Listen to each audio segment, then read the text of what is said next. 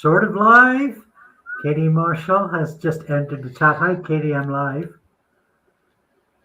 God damn it. Can you hear me okay? Yes. Right, fuck it. Let's try the other camera. Then I can maybe start the camera on my end next. What the hell? No, I don't want to go into full screen. Just fix the fucking... Right. No. No. No, I'm not. So, timestamp 000000. Timestamps established. Welcome to the tech warm-up session.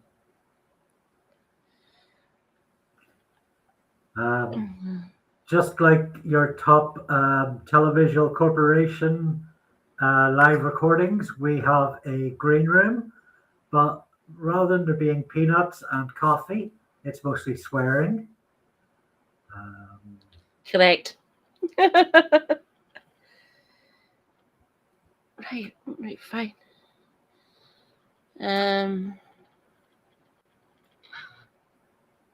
For those who haven't checked out my co-host on the Saturday live streams, it is Katie Marshall, mad Scottish Marxist. Just work, would you? Ninja. Really good stink guy. I'm Andrew Luke. I make stuff about media and where media needs to be pitched at. And in my Saturday role as guest and sort of co-host with Katie, I largely unearth Victorian political corrupt history kind of stuff. And yeah, that's always interesting. So our last stream we were talking about multiple identities. Now we have two Katie Marshalls joining us tonight, converging from different points in the time stream.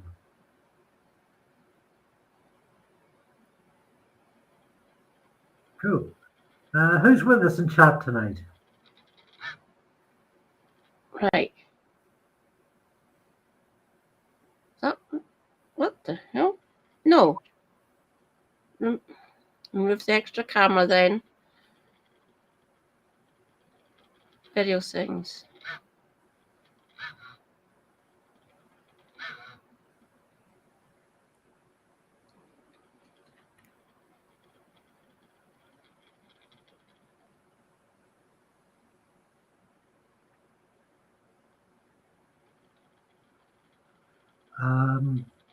Yeah, so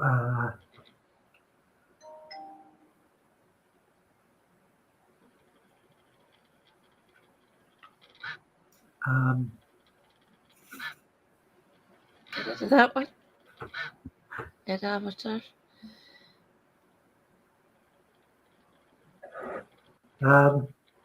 this is a coffee cup I stole from Coffee Republic back in about 2008 in Oxford. I don't know if Coffee Republic is still a thing, but I really liked all these messages on the back. If I can mirror that on my camera. There's a lot of settings on Restream, and I don't want to play with too many of them.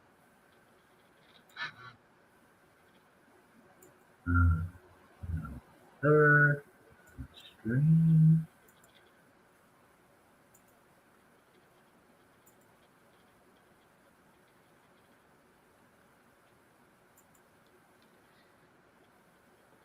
Right, that's weird.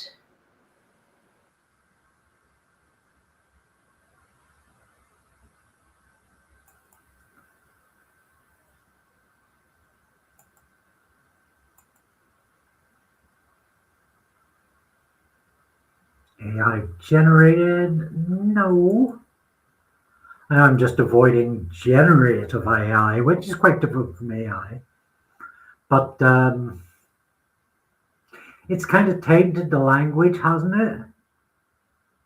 So I browse the internet, I see AI at the top.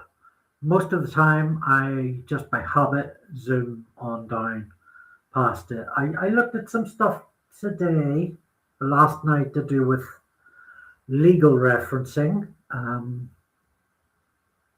I have used AI for audio to text transcription.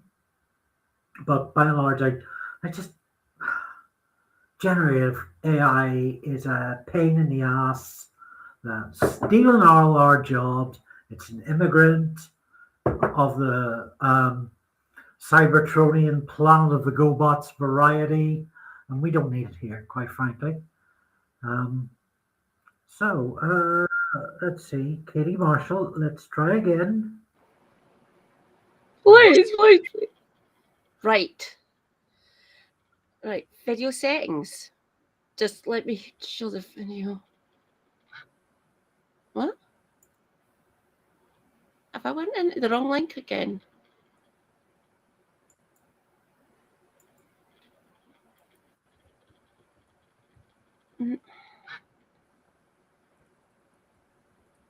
Huh.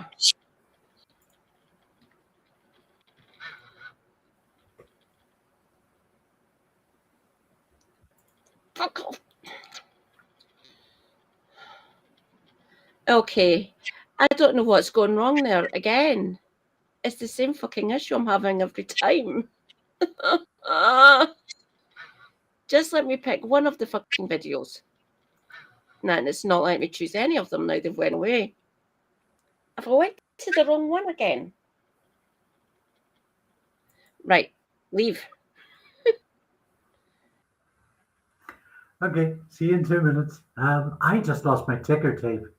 Okay.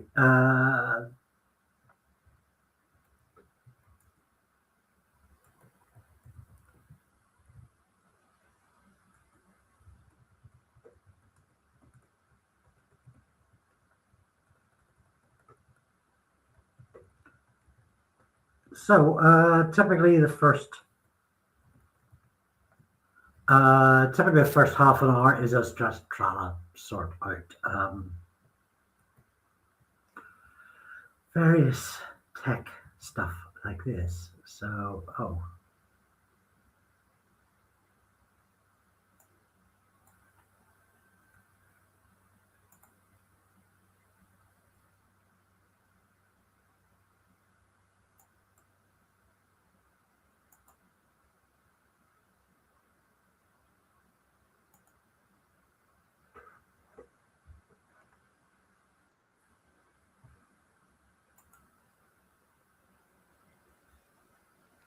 Right, is that? Right, video settings. And nope, it's still not letting me choose. There's a fucking video to choose from. 2 cameras that I can use, you sodding thing.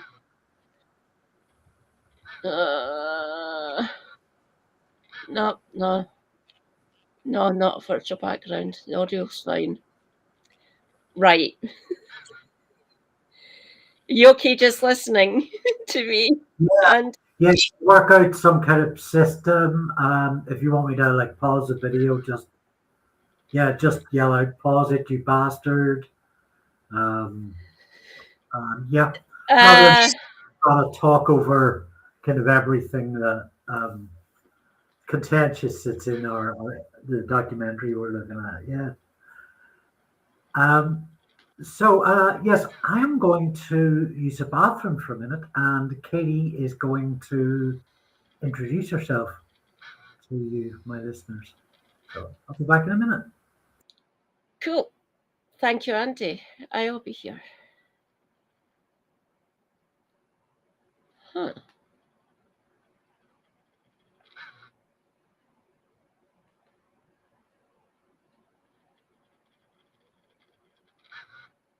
Huh.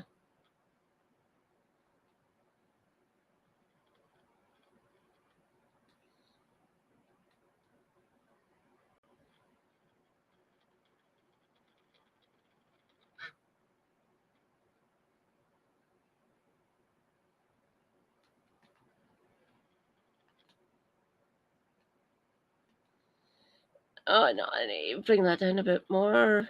Hello everyone. I am Katie Marshall. Oh dear God. Right, just put me up there. Hello. Have you taken your meds? Katie, taken... Alright. Oh no, I'm gonna have to do that then. Oh, this is going to be fun. So I am on 8 meds. 8 meds at beds. What the hell, man? That is a lot. At one point, I was on, I'll be at that one, that tile. Not that tile, this tile. This tile? I've got 2 big apelin, 2 metformin, 1 little apelin, 1, I don't know what these other ones are called. I like this blue one, just for the aesthetic purposes. Yeah. That's a dark blue. That might be, it won't be a blood thinner. There, that's it. Oh, I can actually increase you a little bit there. I'm sure it's diabetic related. I used to be fascinated by these as a child. And this type of tablet design really, because I just wanted to sort of cut it open and because it's almost like the medicine comes with a packaging. So yeah. And squeeze out the sap inside. But I wasn't one of these. I can't remember what it was, but I found it really disappointing because once I had intercepted the packaging, there was very little else in it. So I'm pretty sure the medicine is part of the packaging. There's not much, yeah. not much juice. Right. Oh, did I just see that correct? I thought I had to eat there. Right. I don't need no. Oh no, what am I doing? Ha! You. What's up? Oh no, that's where I'm going. Right. I'm going to have to bring that down and get you resized. So everyone can see you, but on your channel, but they can't see you on mine's or me because my cameras aren't working now for some strange reason. You've no cameras working now. No, I don't know what's wrong. I'll see if I can get them fixed at least so my audience can see me. It is. Well, feel free to. Oh well, I suppose I was going to say, feel free to pin messages and run stuff, but you've probably got your own Twitch to take care of and that account. Yeah.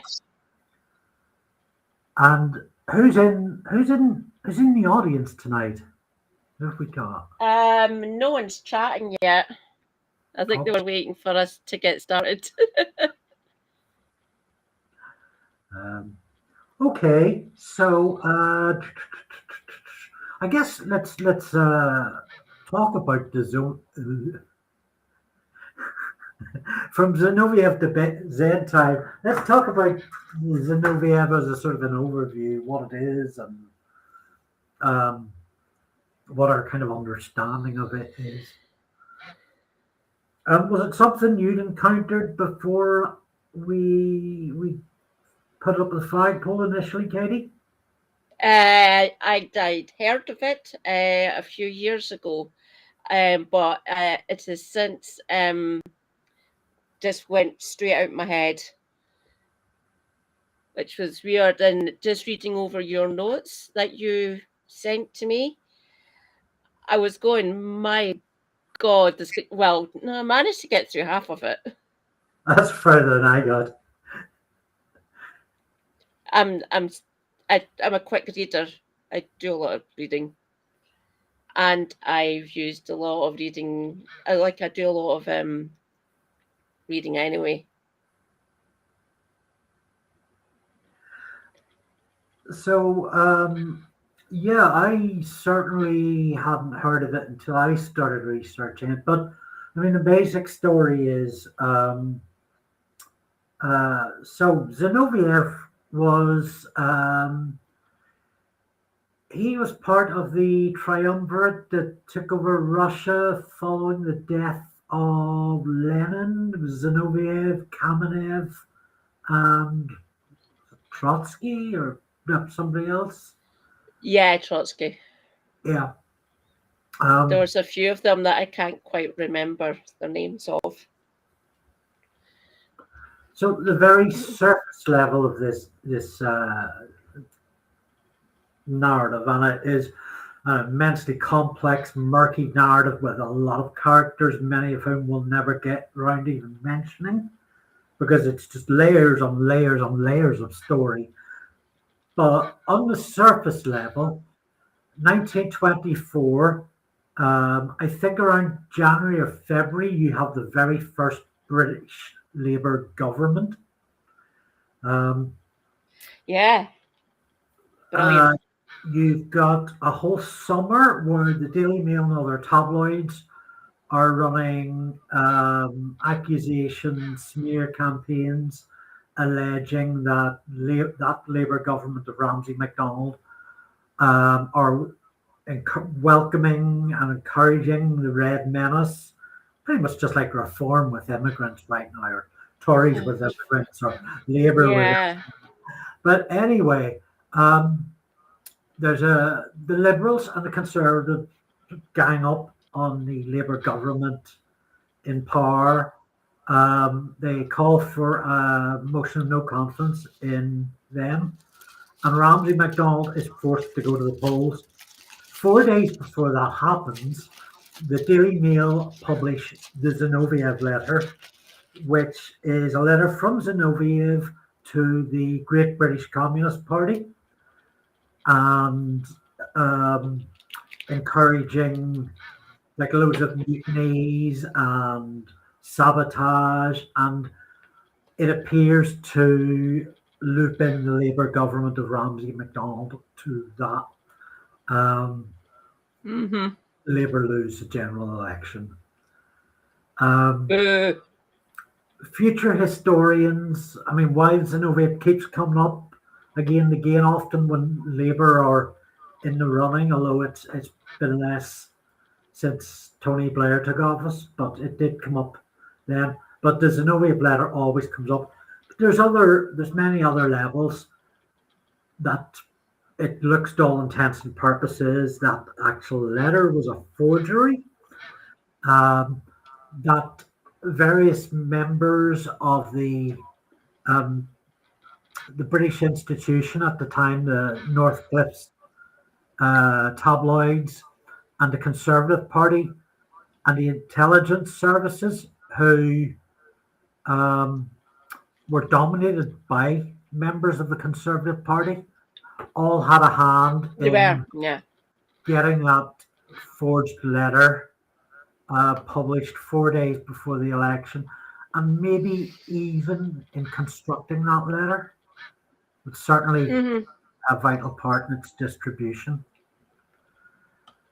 With no checks or balances run as to whether it was a forgery, perhaps knowing. Yeah, they still don't know. Forgery, because it suited their purposes. And the Conservatives swept a landslide at the end of 1924. So I'll be blatant about this. You don't need to be. Forgery, for me. Forgery. And you knew exactly what was happening. They either use someone from the now newly Soviet country, or someone within the British intelligence agencies or apparatus done it. I quite believe it. I wouldn't put anything past these bastards. I haven't trusted them for many years. You don't need to see one way or another. But I'm in this sort of area, I do actually. I like I get that you can't get the fucking proof, obviously. And even if the proof does exist, the British intelligence agencies will probably keep keeping their eyes on it. It'll be locked in a lead-lined fucking box somewhere. Probably in London. Probably in the bowels of Whitehall. They've had historians and other sort of scientific type people check it, and they can't tell one way or another. It wasn't like it was even ascribed to anyone particular. The only reason I think it was called the Zinoviev letter is because he was the one who got it out of the country and over here to Britain. So, I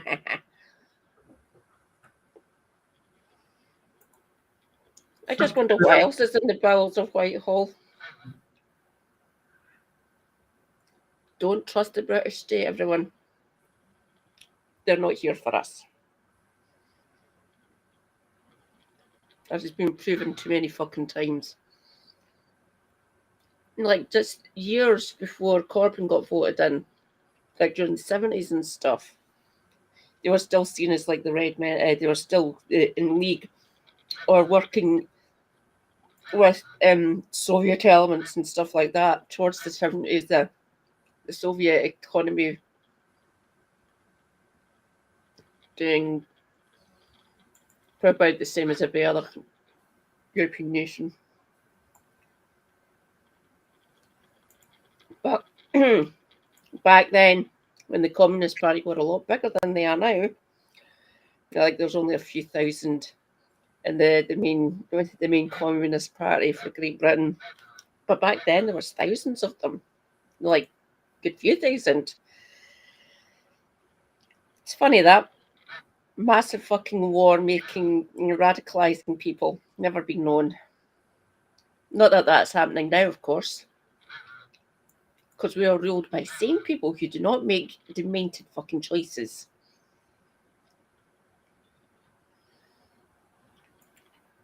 Plus, you had the cholera of the Palmer race happening across the pond. Now, oh fuck, I've forgotten his first name. The Palmer was a FBI agent, by the way, and literally rounding up people like Emma Goldman, who was was she a British? Not British. Was she American?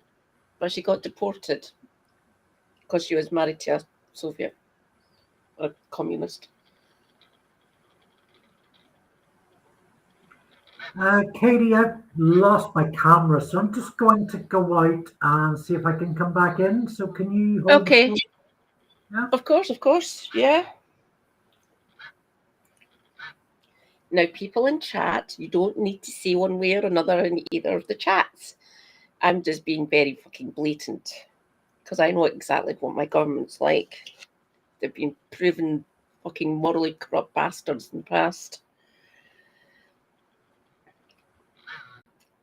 So this there was the three main ones, and people would automatically assume it's the Liberal Democrats. No, it's the Liberals and the Tories, and Labour wasn't that old at this point, like less than 20 years, I think, at this point, maybe 22 years. But they're at this point, the other two parties, they're like the Tories at this point during this scandal and stuff, they were over a century old. They've been closer to 200 back then. No, they're closer. They're closer to 200 now, or just slightly over 200. So they're over a century old at this point during this crisis.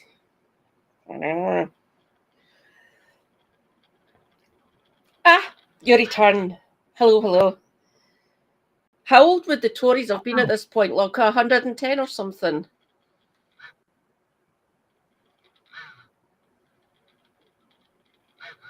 Let's see. Oh, sorry. Say again? How old would the Tories have been at this point? Like 100, 110 years old?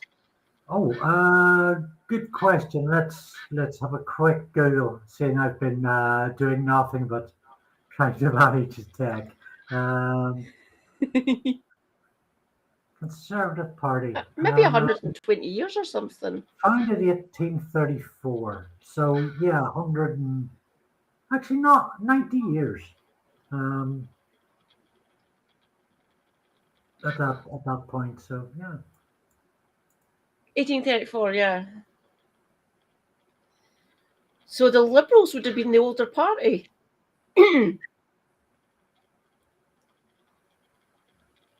Oh, have I just muted you?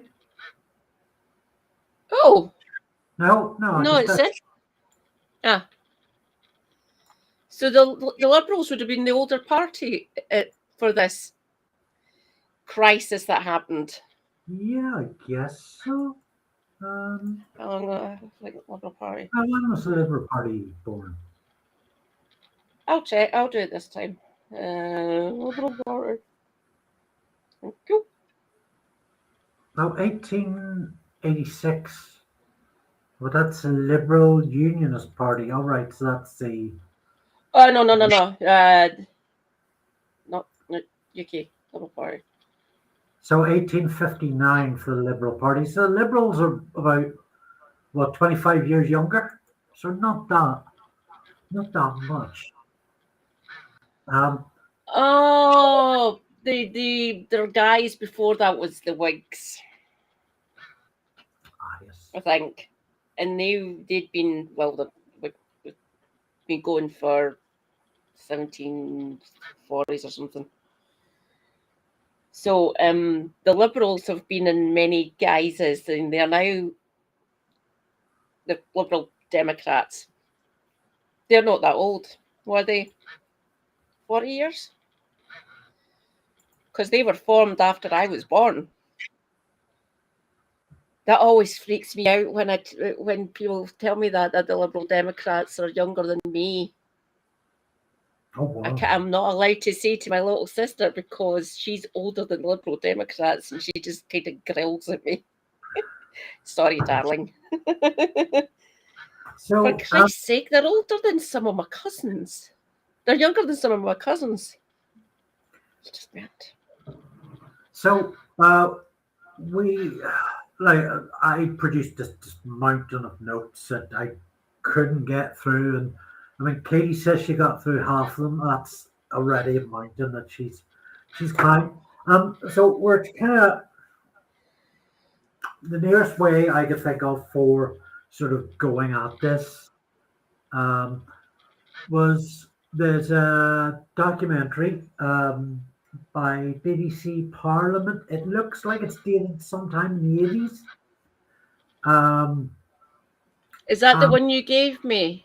Yeah, we thought we'd throw that on and just sort of do a kind of a pause, react to it, and support ideas. I am just gonna pull up that list of timestamps. Is great. You got it. So it too begins with an overview. If you're just joining us, oh, I can see 8 people are. That's great. Hi everyone. Hello. Yeah, quick recap. We are actually just getting to where we should be. We're about to talk about the Zinoviev letter that brought down the very first British Labour government, except it didn't, except it did. And they recovered a bit, but there was always this sort of suspicion, this sort of cloud hanging over the Labour Party, which is daft as fuck, to put it mildly. So no, I don't know. Yeah, because a lot of the voters back then, like after this whole situation broke and stuff, and they don't read the Daily Mail because in a few short years they support the fucking fascist bastards. The Daily Mail can fuck off. Well, would you believe the Daily Mail are linked to this overturning of British democracy, Katie? Oh, We can't see your face, but I'm sure you're shocked. I am and shocked, of surprised. course. You can, of course, see Katie's face on. Oh no, you can't on Twitch tonight. But I'm sure we'd get over the tech it. Oh no, no, some no. point. We've got. Everyone can see me on my channel now. So, hi everyone. If you want to come over and see Mad Scottish Woman, you can come over and say hello. And you can actually see my video working, which is the better camera, which is behind here, not the one on the laptop. Because my husband is brilliant and bought me a really good camera with this 3-in-1, so you can use it to video record, like with a camcorder, and a standard camera and a webcam. It is amazing, as you can tell, if you can see my face. I'm going to give this a play. If somebody in chat could give me a little yes, we have audio.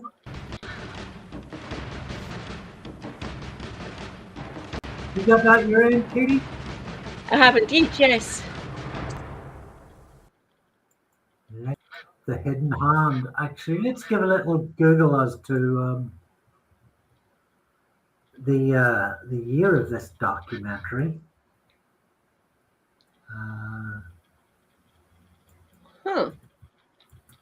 Let's stick with my knowing. The production values look like the mid-80s. Okay, artificial intelligence tells me, fuck AI, 2007. You know, I'm not afraid of doing the work myself. I don't want the work forced in my face. Choice. Okay, so it begins with a couple of minutes kind of overview, and I will try not to pause it super much. Let's go.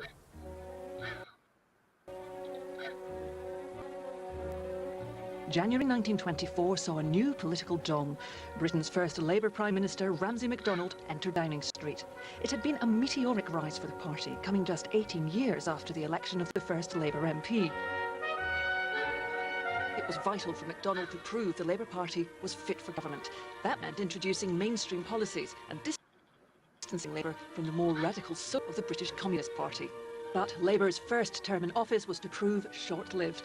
After just 10 months, MacDonald lost a vote of confidence and was forced into a premature election. The election had been predicted a long time because the government was a minority government, but it came in very odd circumstances. There was a leading article in a left-wing journal, Workers' Weekly, indeed a communist journal, edited by J.R. Campbell, which was called Don't Shoot, and which urged the soldiers, who were working class people in the army, not to take up arms and not to act if there were strikes. It was quite unexpectedly taken up by the Attorney General Patrick Hastings.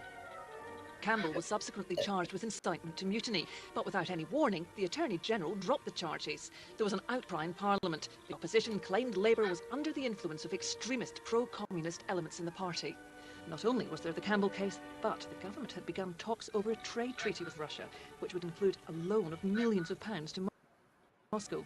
It proved deeply controversial. Okay, BBC, time to put you up on that. Citation needed. So actually, that's blatant propaganda. What the fuck? Well, the trade with Russia, with communist Russia, was actually begun by the Conservatives in, I think, 1922 or 23, that they decided 22 they would trade with communist Russia, and they were quite up for it. So it's a bit of a hypocrisy to, as we'll see, for the Conservatives to push all this at Labour's door.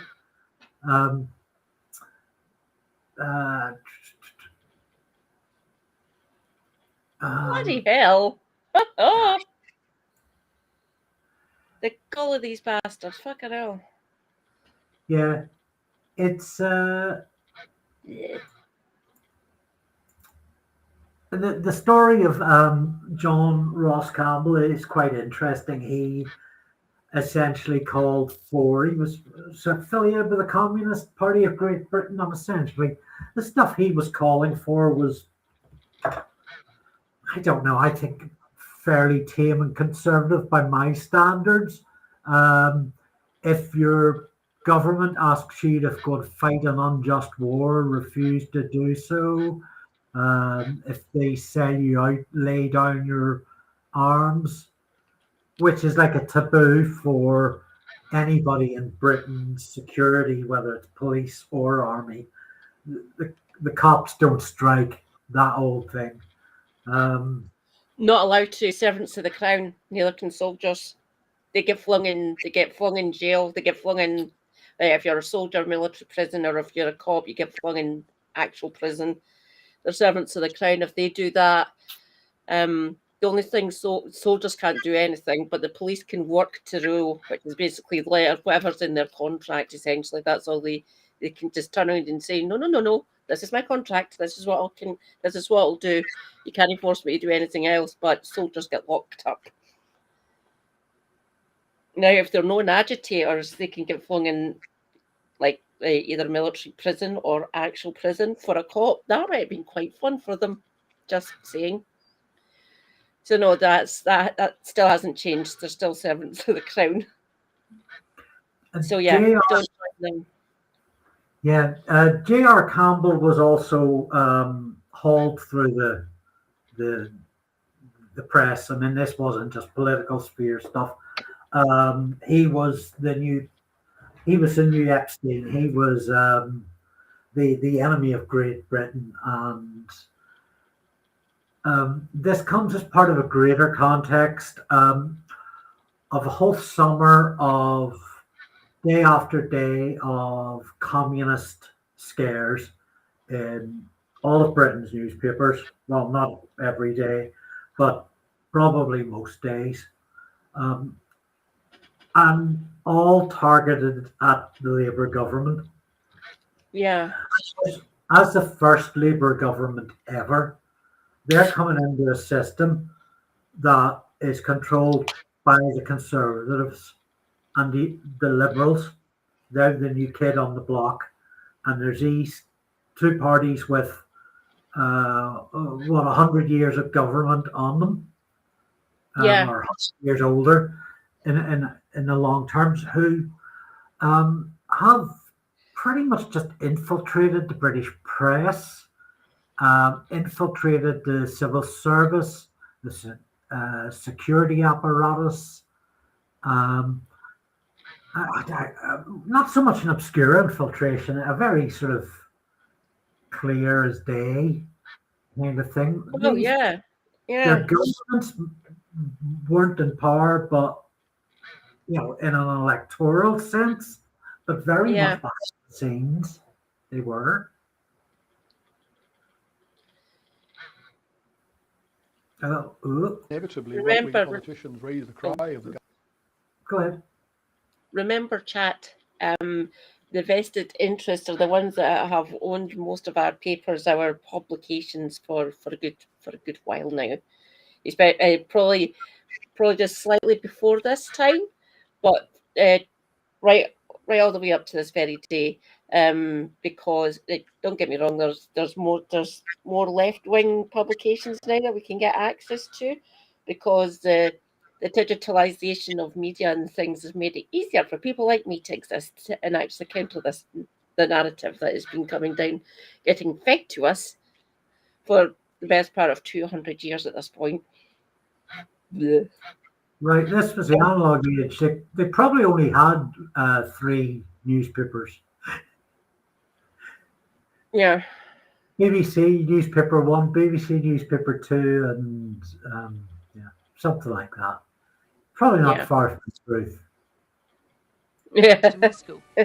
Deeply controversial. Inevitably, right way is the cry of the government being soft on the Communist Party, being perhaps even under the influence or even in the pay of the Bolsheviks or other left-wing groups. And so the Liberals and the Conservatives came together to prosecute the government.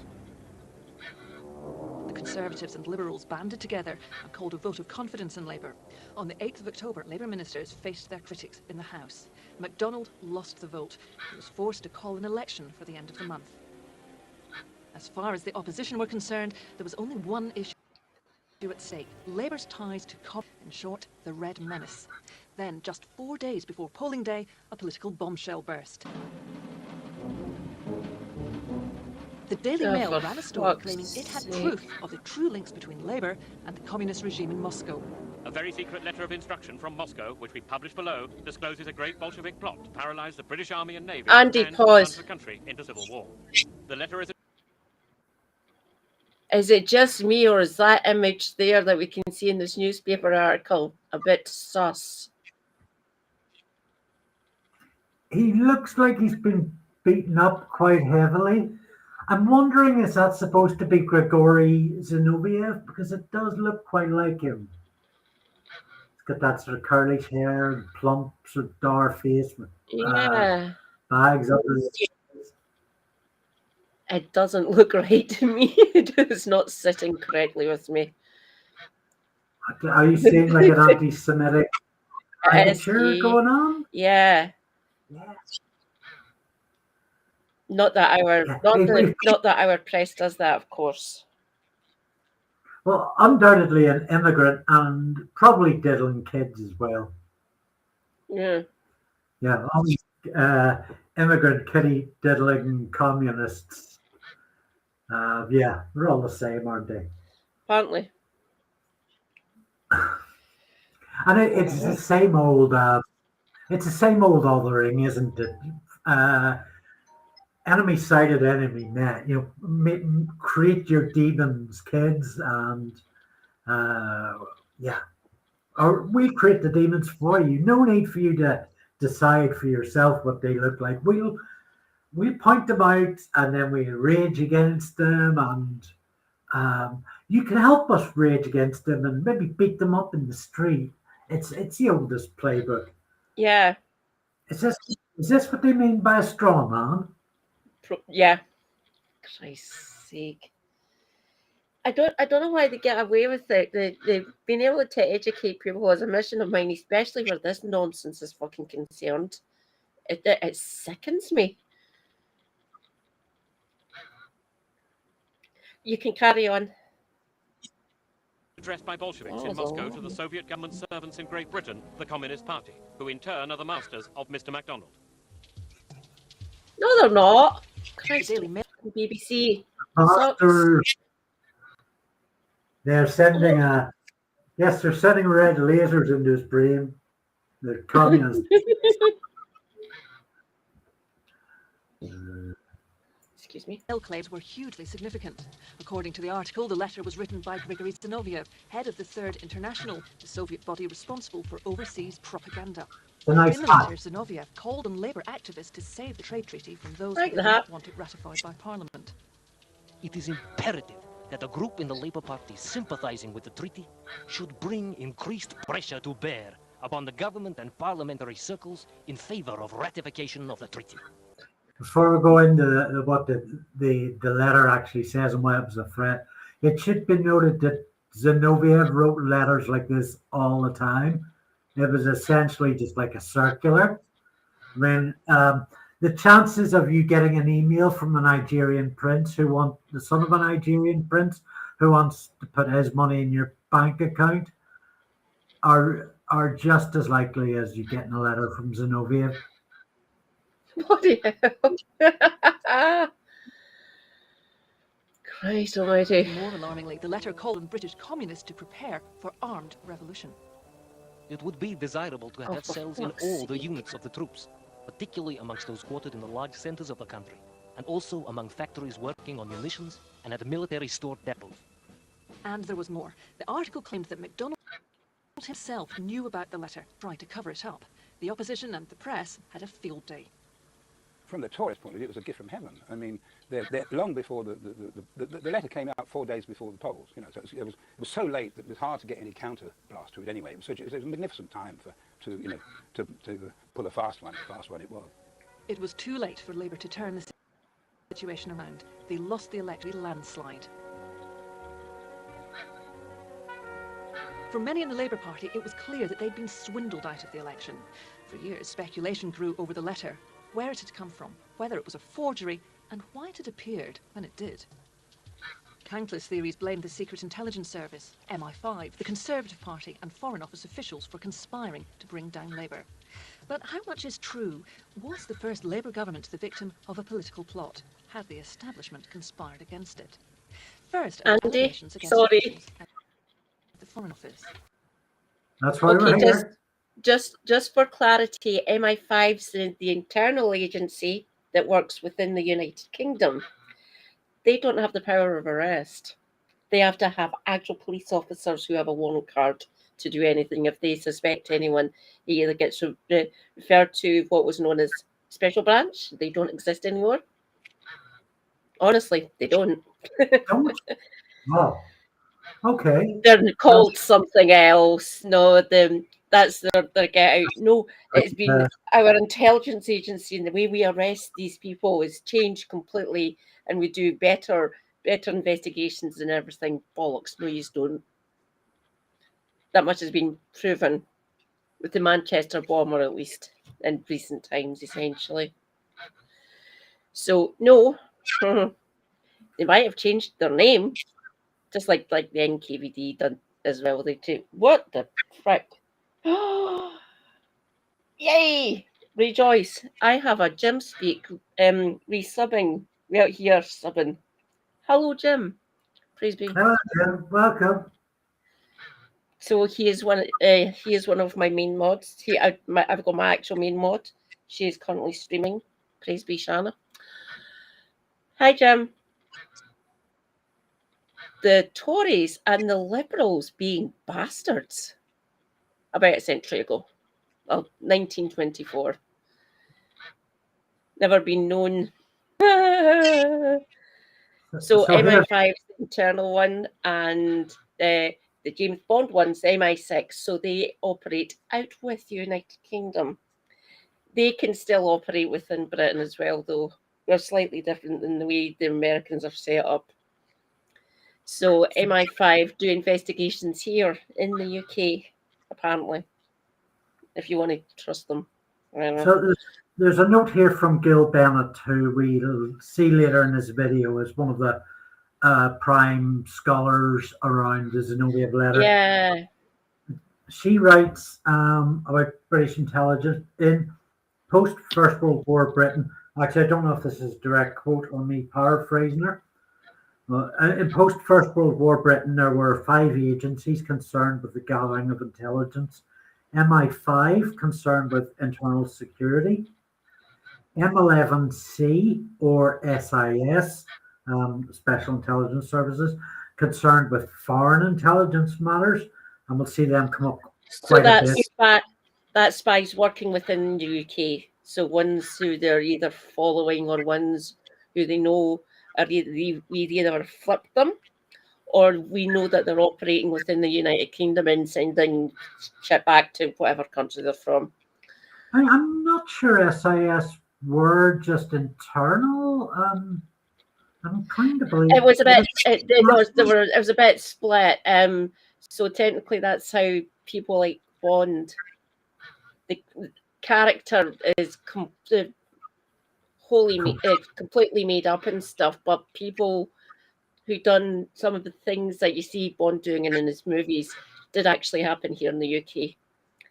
We've only got about some of that shit released and stuff because all the people involved are all dead now, or the countries that they were operating for or operating against. Now, if we flip them, if we basically either bribed them, like with compromise or something.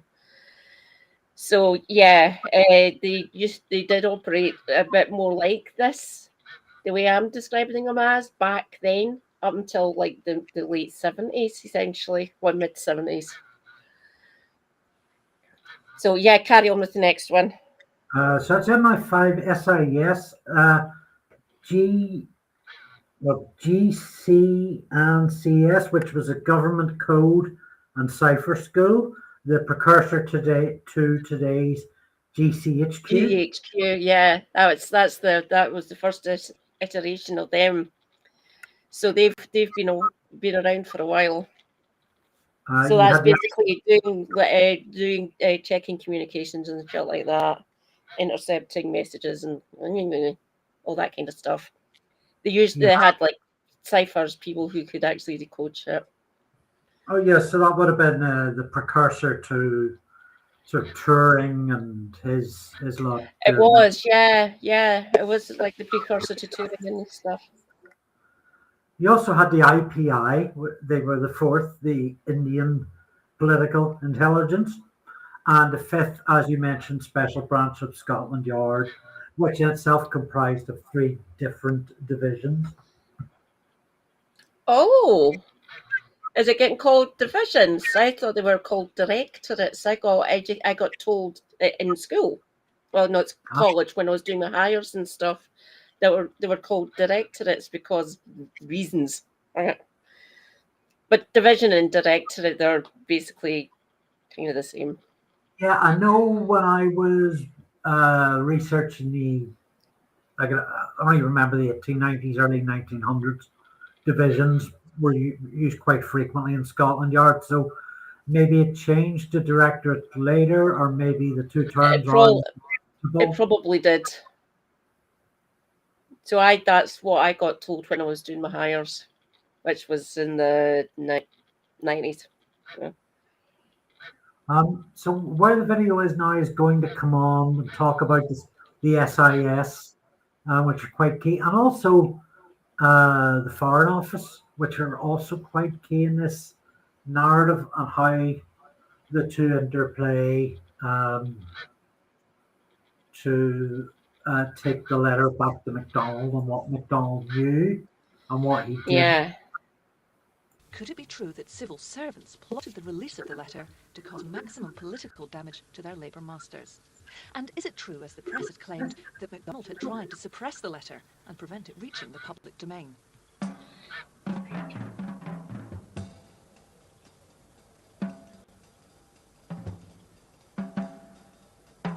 It was here in Melbury Road in West London that the Secret Intelligence Service, also known as SIS or MI6, had its headquarters.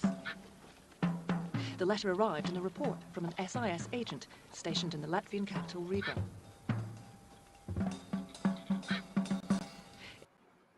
It was a... Actually, it will give me, but I just want to kind of set the scene a little bit with Riga. So Riga in Latvia was kind of, there was a big British listening post there, and it was the last post before the Iron Curtain for communist Russia. And while the British listening station there seems to, according to this documentary, it was relatively small, Riga and the intelligence apparatus was not. But it wasn't strictly a British thing because it's the last of the West before communist Russia.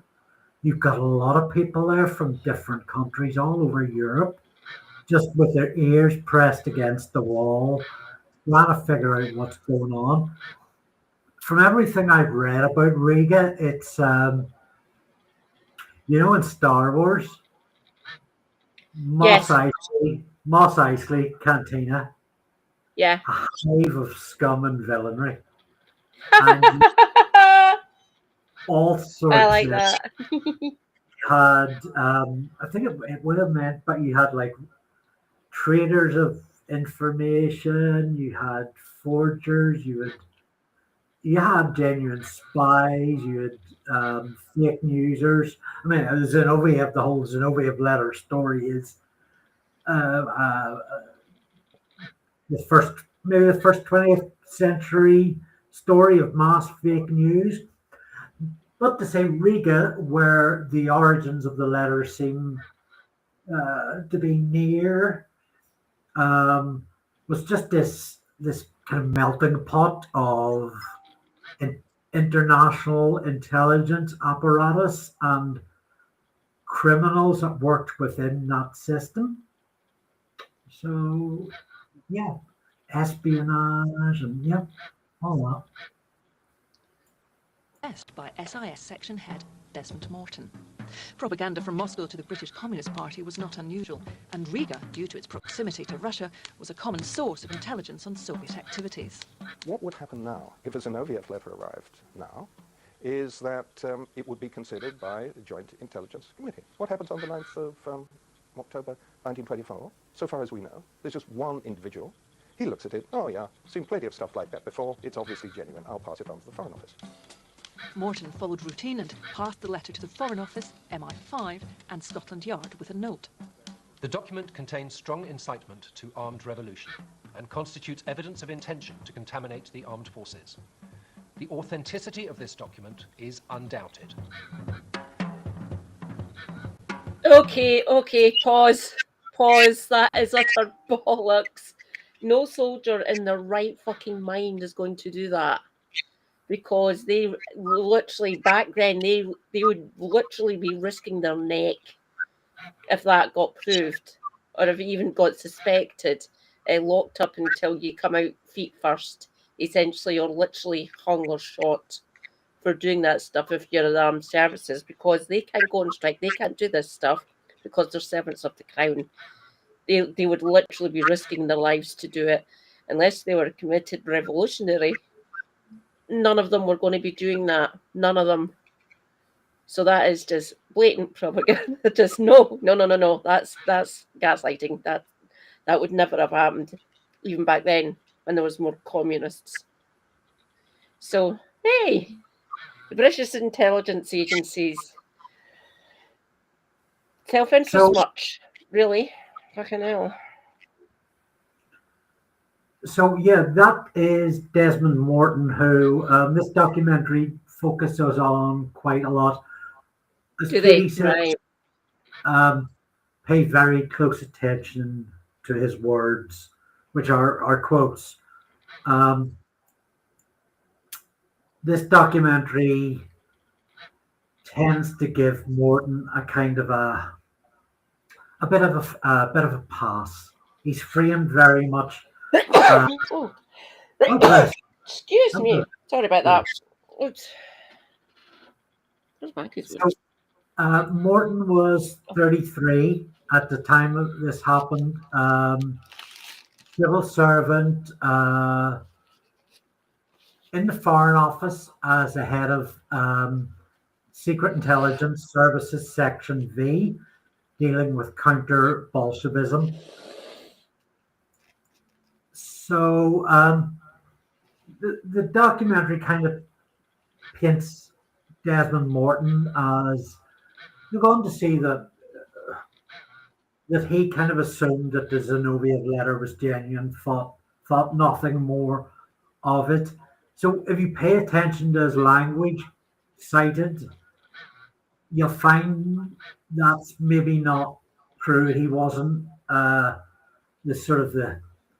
the kind of voice of stoicism, the rationality. There's a lot more going on than that. Certainly enough to get my spidey senses tingling. Oh God, the following day, the letter arrived, along with Morton's cover note at the Foreign Office, where it was passed up through the chain to Permanent Under Secretary Sir Eyre Crowe. Crowe took the letter very seriously. Thanks, Will. Certainly, he and other members of the Foreign Office were absolutely anti-Bolshevik, and understandably so, because the Bolshevik foreign policy was completely disruptive. MacDonald had made it clear for acts of subversion by the Soviet Union. As far as he was concerned, cases such as this should be made public, so long as the British government could prove the documents in question were authentic. So before telling the Prime Minister about the Zinoviev letter, Crowe wanted a guarantee that it was genuine. Quick footnote there, if you've been joining us for other Victorian villainy sessions, we briefly mentioned Eyre Crowe during the Trebitsch-Lincoln story. Mentioned him a few times actually. Eyre Crowe and his assistant William Tyrrell were frequently on the butt end of Trebitsch-Lincoln's protests, his letter writing spam campaign of how wronged he was. Yeah.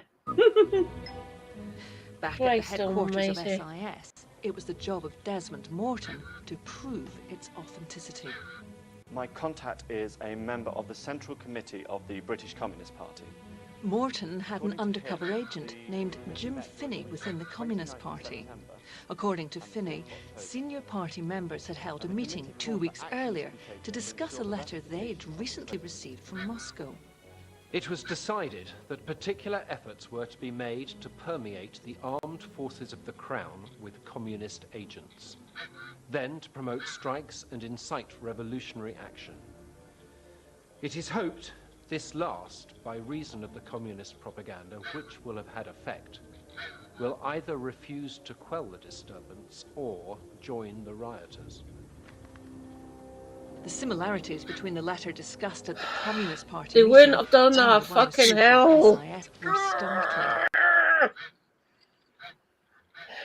Fuck's sake. Hey, guys. Like, don't get unionists Oh, yeah. would the union members would have went on strike, and they do 2 years later, oddly enough, the general strike of 1926. But anyone who are servants of the Crown, this is going to be my bugbear, because I've done research into history of this stuff a couple of years ago now. I've done it when I became affiliate and stuff. No. I've still got fucking the documents. They're sitting up in the cloud that I can bring back down, and I can show everyone this stuff, because I've done it before in my previous live streams I've done 2 years ago, nearly 3. So no. The police and the soldiers won't fucking do that, because their neck would be on the block for that. Union members, obviously. There was more union participation back then, oddly enough, because she wasn't alive yet. She wasn't even in fucking power and stuff like that. Don't get me wrong, there's people who preceded Thatcher for this kind of shit. Can't you quell or squash the unions, essentially? But she just ramped it up to everyone's fucking. So no, that wouldn't have happened. So I don't know. That is just blatant lies there. If I can back up your skepticism here, the sort of people Desmond Morton was working with. So Jim Finney, the documentary, will cast aspersions on this mole within the Communist Party, as well as. Oh, that's delightful. So the man can't defend himself. Brilliant. George McGill was somebody Morton was working with. George McGill was the head of the Industrial Intelligence Bureau.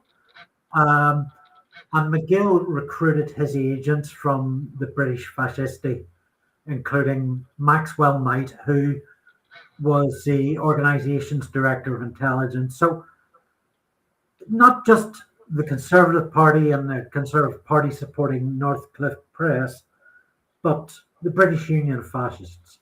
So this is a type of colour that's in the networks and the job opportunities. So yeah. it's let's be sort of pragmatic and stoic when we are listening to the evidence, irregardless of our biases politically, but bearing in mind the facts of who these people were and how they behaved and who they valued within their network. Of course, yeah. Communist Party meeting and the one received by SIS were startling. As far as Morton was concerned, they were one and the same. This proved, he said, that the Zinoviev letter had been sent to the British Communist Party, and it must therefore be genuine. Armed with this evidence, Crowe decided it was time to inform the Prime Minister. But there was a problem. MacDonald was not even in London. He was touring the country on the campaign trail. MacDonald, who was the Foreign Secretary as well as the Prime Minister, he had to deal with all this. He was on the stump delivering about 20 speeches a day. He was never in Whitehall while all this was going on. He was all, he was in the Midlands and Wales, all over the place. Andy, he was dealing with all this can you pause a second? Boxes, I'll just say, so he must have been knackered. Just saying and stuff. I know what it's like. I've seen. I've not politicians I've helped do campaigning before, and they're usually run kind of ragged towards the closer it gets to an election, be it a by-election or a general election. So he would have been busy even back then. Yeah, it certainly seems. I don't know if the video mentioned it, but he was also foreign secretary at the same time he was prime minister. That's a lot. That's a lot in this play. That's fathomable. Yeah, really. I mean, well done him, I guess. I'd be knackered doing that. A bit stupid to be PM, foreign secretary, and on the campaign trail after a summer of sort of having to defend yourself from gaslighting trolls. Yeah. Yeah.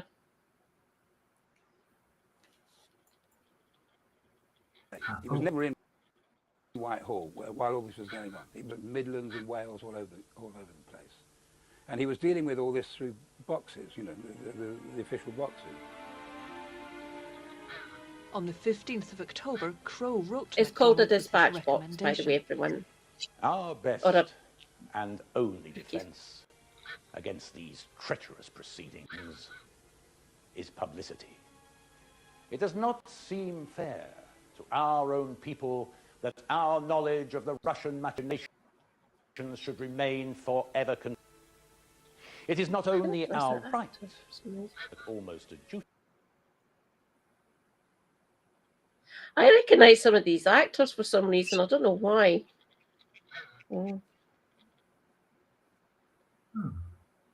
They just they seem familiar. Yeah, they seem familiar to me. I might have seen them in something at some point. Let's shelve that for the end credits. Do you know much about Ramsay MacDonald? I know. I know a little bit, but not much. British Prime Minister, essentially. I didn't know he was foreign as well, though. I just thought he was Prime Minister and doing campaigning and stuff. That much I did know about then. And I thought, this seems a bit of a reach, really, if he's out there on the campaign trail and stuff. And especially being Prime Minister and still going out campaigning. Don't get me wrong, Prime Ministers do that during general elections, or prospective Prime Ministers as well. They're usually a bit busy and mostly not in Whitehall, mostly not in the House of Commons or in their offices. They're usually out and about the UK saying, vote for my party, we'll do this and this and make this part of your life or all these parts of your life a lot better and stuff like that. Don't get me wrong, if they're in the cabinet or anything, they'll still get briefings and stuff in their official capacity as either Prime Minister or Foreign Secretary or Health Secretary or something like that, or Chancellor and stuff. So it betrays a certain identity, I think. Yeah. He did return as Prime Minister 1929 to 1931. The Labour Party got back in, so presumably he learned a few lessons. Yeah. Let's see. Okay. To bring such cases of propaganda. Sorry, I meant to check. Is volume loud enough there? Because it's a little quiet in this area. It's not too bad for me. I had my ears syringed, so I get a rather bad wax build up in my ears, autoimmune disease, rather fun. So I got my ears syringed back in February, so my hearing is usually quite clear for about 3 or 4 months after getting my ears syringed, getting them cleaned out, essentially.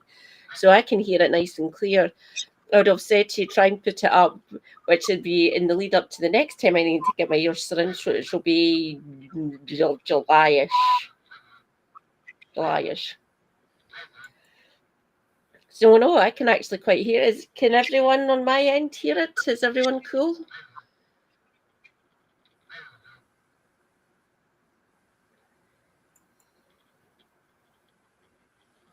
Oh,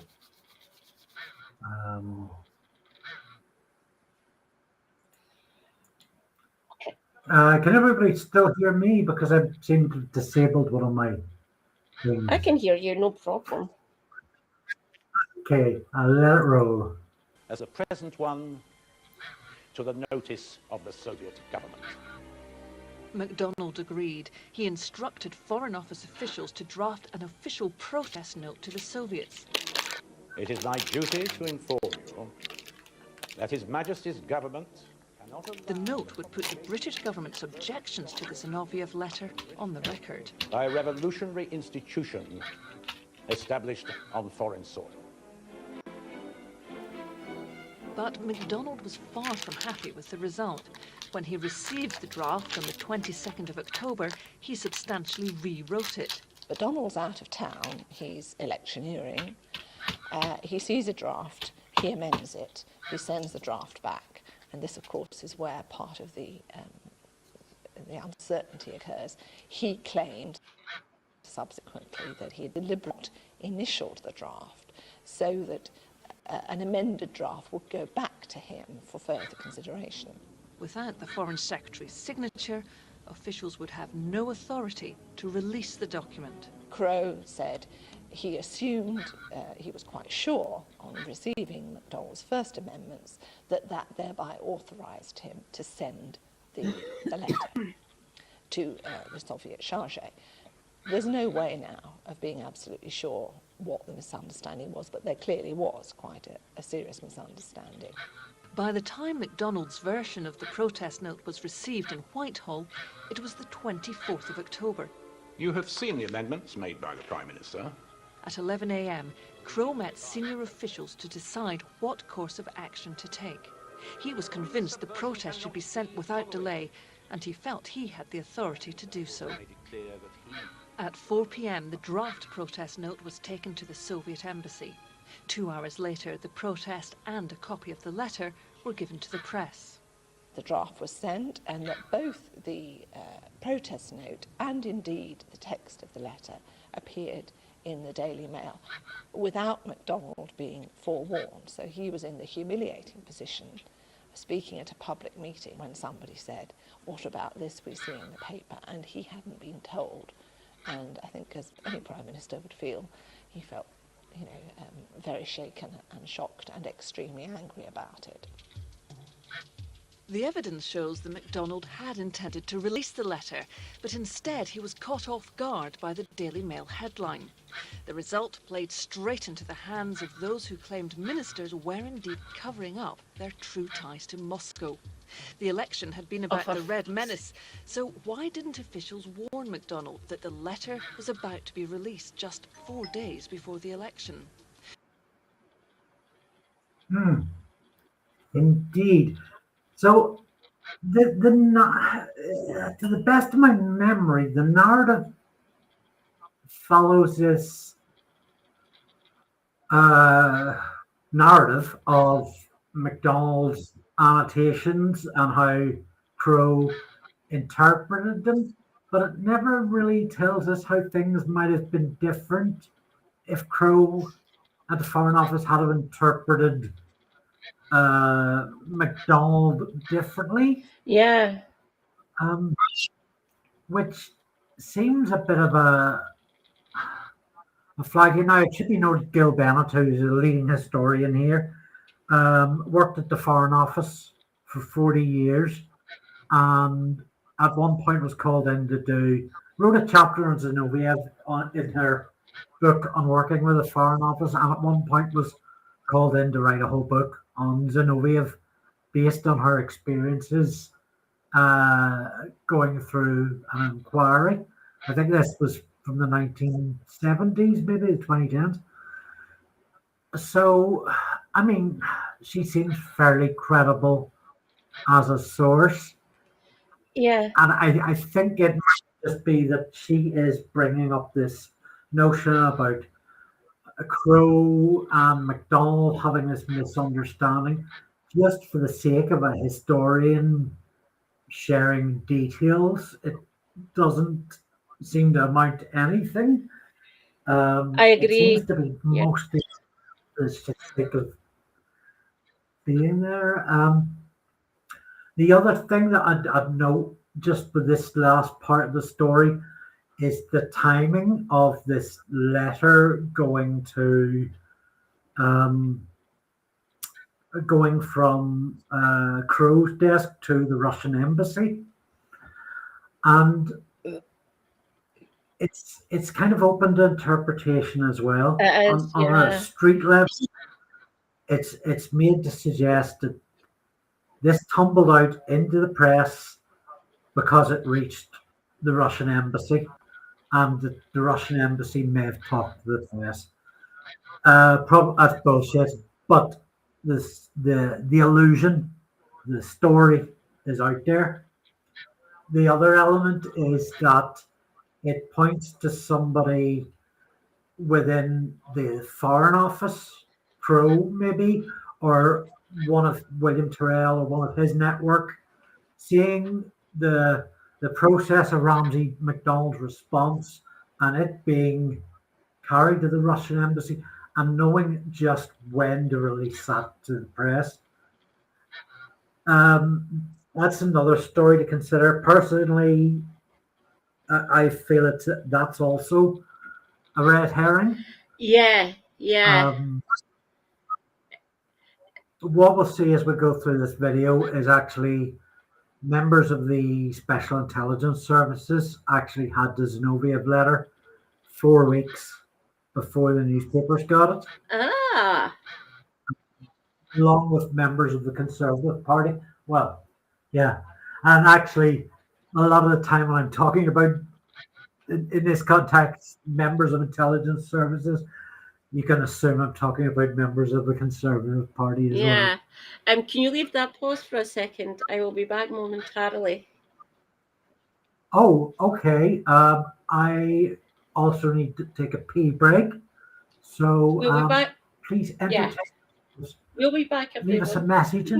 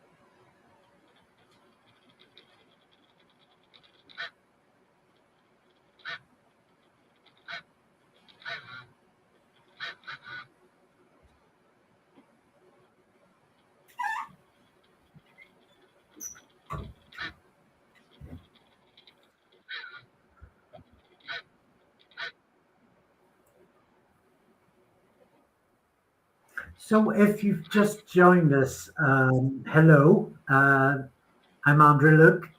My co-host, Katie Marshall, and I are exploring the story of the Zinoviev letter, one of the first great pieces of fake news in the 20th century that brought down the very first British left-wing Labour government. Except it didn't, except it did. So what we're doing is we're going over a 2007 BBC documentary about this Zinoviev letter, which apparently came from one of the triumvirate leading Russia at the time, sent to the Communist Party of Great Britain, and roping in the Labour Party of Great Britain into machinations to overturn the system and bring about red rule. And one of the things this documentary kind of skims over is that this came about after a period of about 7 or 8 months of relentless newspaper storytelling on the Red Menace that threatened Britain and how the Labour Party were facilitating it. So it was a period of intense scaremongering, the like of which I can only think of a saying of, in terms of how immigrants have been targeted by Donald Trump and Nigel Farage and their little incest partners this last decade or so.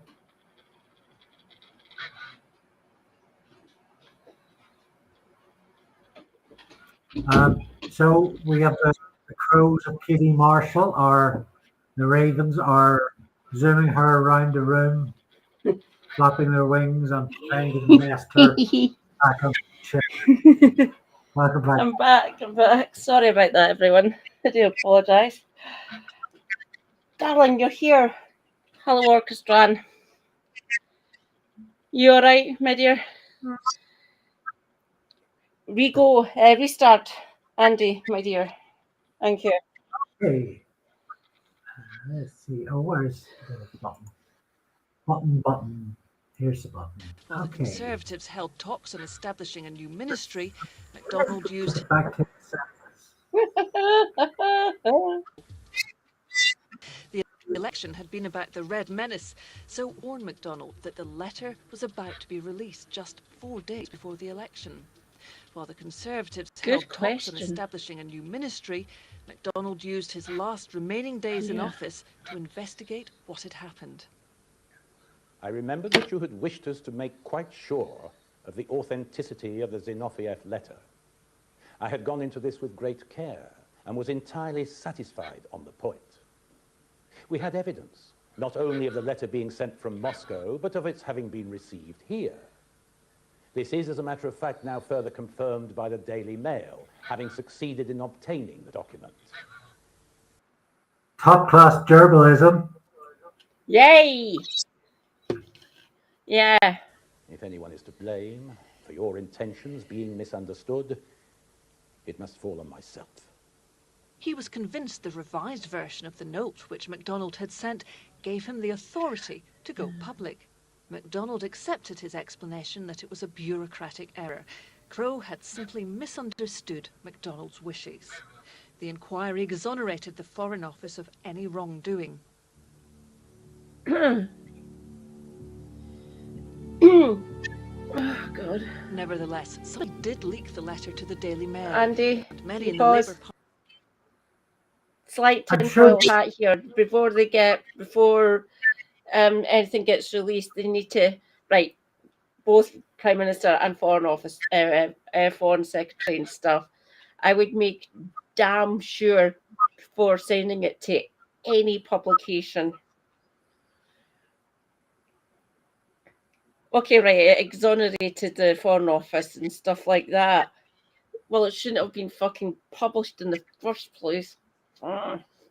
Yeah. Now,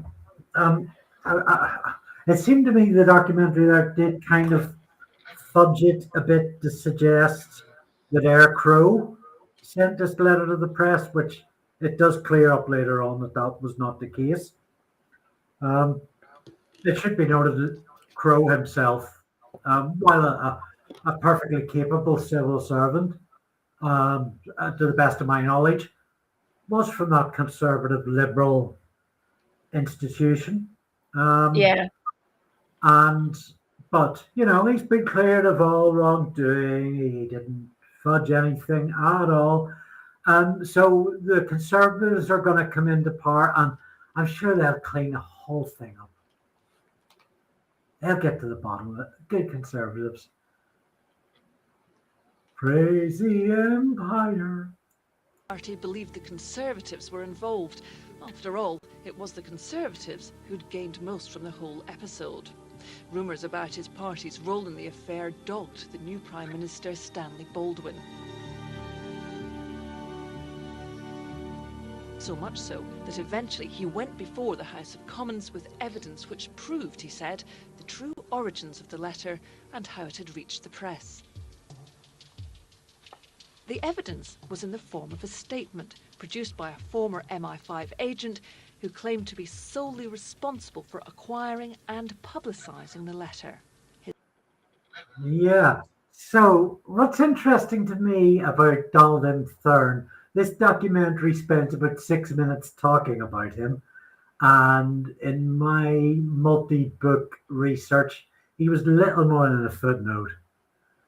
So, yeah, and he kind of seems to be, tell me if you agree when you're watching, he very much seems to be the Conservative Party's fall guy, the sort of the Patsy, the sort of the folktale kind of, I was going to say Lee Harvey Oswald, although nowadays I'm fairly sure Lee Harvey Oswald did it alone. But he's a sort of the magic bullet solution. His name was Donald M. Thurn.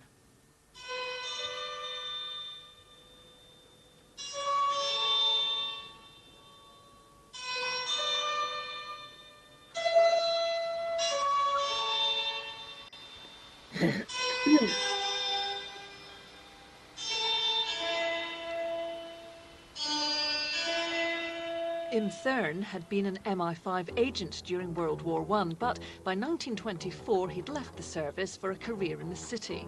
However, he remained well connected with the intelligence world. He had contacts with White Russian groups in London. He had contacts with MI5. He had contacts with SIS. Oh, sorry, Andy. With the Conservative Party. Oh, the spacebar works. Go ahead. Okay, comrades, the White Russians were the Tsarists. They were the Russian imperial family, essentially, or the people connected to them. That's who the White Russians are. It used to get joked about in leftist circles and stuff. It was a war with different types of rainbows, because there were so many different colours associated with whoever they were. Obviously, the Bolsheviks were red. Mensheviks were a sort of you could think of like a lighter red, essentially, or like a purple. So there was 5 or 6 different factions, and the whites were the pure Tsarists. Basically they wanted to protect the Russian imperial family, the Russian royal family. So a lot of them, when the revolution happened, quite a lot of them, because they were related to our royal family, they literally came running over here, some of them, and they were operating or helping, assisting, if you wish, our intelligence agencies. Funny that. Yeah, imperialist and colonialist, you know. It's worth keeping a pause because the White Russian element comes up quite a bit in this story. The documentary will discuss it, but I think just sort of, so when I was doing the Trevich Lincoln live stream, I talked a bit about the White Russians. This would have been, I think Lincoln was involved with White Russians about 1921 to 22. He was involved in British intelligence services, but that was at this point, but that was in China. So basically, what I learned from the White Russians and Trevich's story and from here is that they were very much devoted to taking back the Russia that was before the revolution of Lenin. So you had this whole international movement of pre-1917 royalists or whatever who had been displaced and wanted their homeland back. And we can already see that they weren't alone. A lot of people were threatened by what Russia had become. Trevich Lincoln had, he and Colonel Max Bauer had the Czechoslovakian government on side, signing papers to overthrow Russia. Britain was not friendly to Russia, although the Conservatives had signed their trade agreement in 1922-23. They had, yeah. Mm-hmm. Yeah. Hungary, I think, also were not that taken with Russia. Quite a few, probably half a dozen governments at the least. Something like that, yeah. At least 4, who share a border with them, and a couple of other ones who later on became satellite nations of Soviet Russia, essentially. But that's a good few decades away, yeah, at least 2, possibly 3 decades away at this point. So yeah, there was lots of the ones that were really the way it got framed to me by my former Trotskyist friends. Said they were in the direct line of sight by different elements who are still operating during between 2018 and 1918 and 1920 and stuff. And there was lots of different movements, people going around the border regions connected to Russia, essentially, and they were kind of terrified of both the Tsarists, the royal family, the monarchy, and the Bolsheviks. Some of them were even terrified of the Mensheviks, which were just classic fucking sort of leftists. More left than we've got today, but being scared of the Mensheviks, that's a bit weird. But the Bolsheviks, for a lot of these countries, a lot of these countries got fucking terrified. We don't want violence or anything like that. Well, it's worth making the point, if we go back to what I said about the Mos Eisley of Latvia. So Riga was absolutely White Russians everywhere. Intelligence agents and forgers, and it was kind of, I mean, hindsight's so easy, but it was a melting pot of something like the Zinoviev letter waiting to happen. Yeah. And maybe if not Britain, to someone else. But I mean, this is still Britain as an empire. Britain that is still massively important in geopolitical and global terms. America's on the rise, but they're not as big as obviously they're not the global hegemon now. But back then they were starting to rise. They were starting to rival the old European aristocracies, the old European order, if you wish to call it that. So like us, the French, the German, the Prussians, mostly the Prussians. What was the Germans? Yeah, there were still Prussians kicking about at this point, which is fucking mad. Was America in a type of isolation or Puritan rule? They were, yeah. Teddy Roosevelt and stuff. He wanted to get in. He wanted to just basically get everyone, whoever wanted to join up, and get them mobilized and sent them over into the trenches. He was probably pulling his hair out at this point. Wilson, who is a detestable fuck, I hate the bastard. Thanks, Cypher, for that one. That's a cynical historian who's helped educate me about Woodrow Wilson. That man was basically, he was an isolationist, but he still wanted to do the Monroe Doctrine. So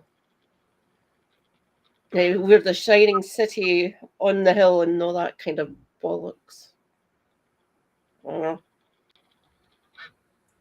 So yeah, however, he was a bit of an isolationist. The intelligence world. He had contacts with white Russian groups in London, had contacts with MI5, he had contacts with SIS, he had contacts with the Conservative Party, and he had friends in the press. His statement detailed how on the 8th of October 1924, a businessman friend told him about a letter which had been sent from Moscow to the British Communist Party.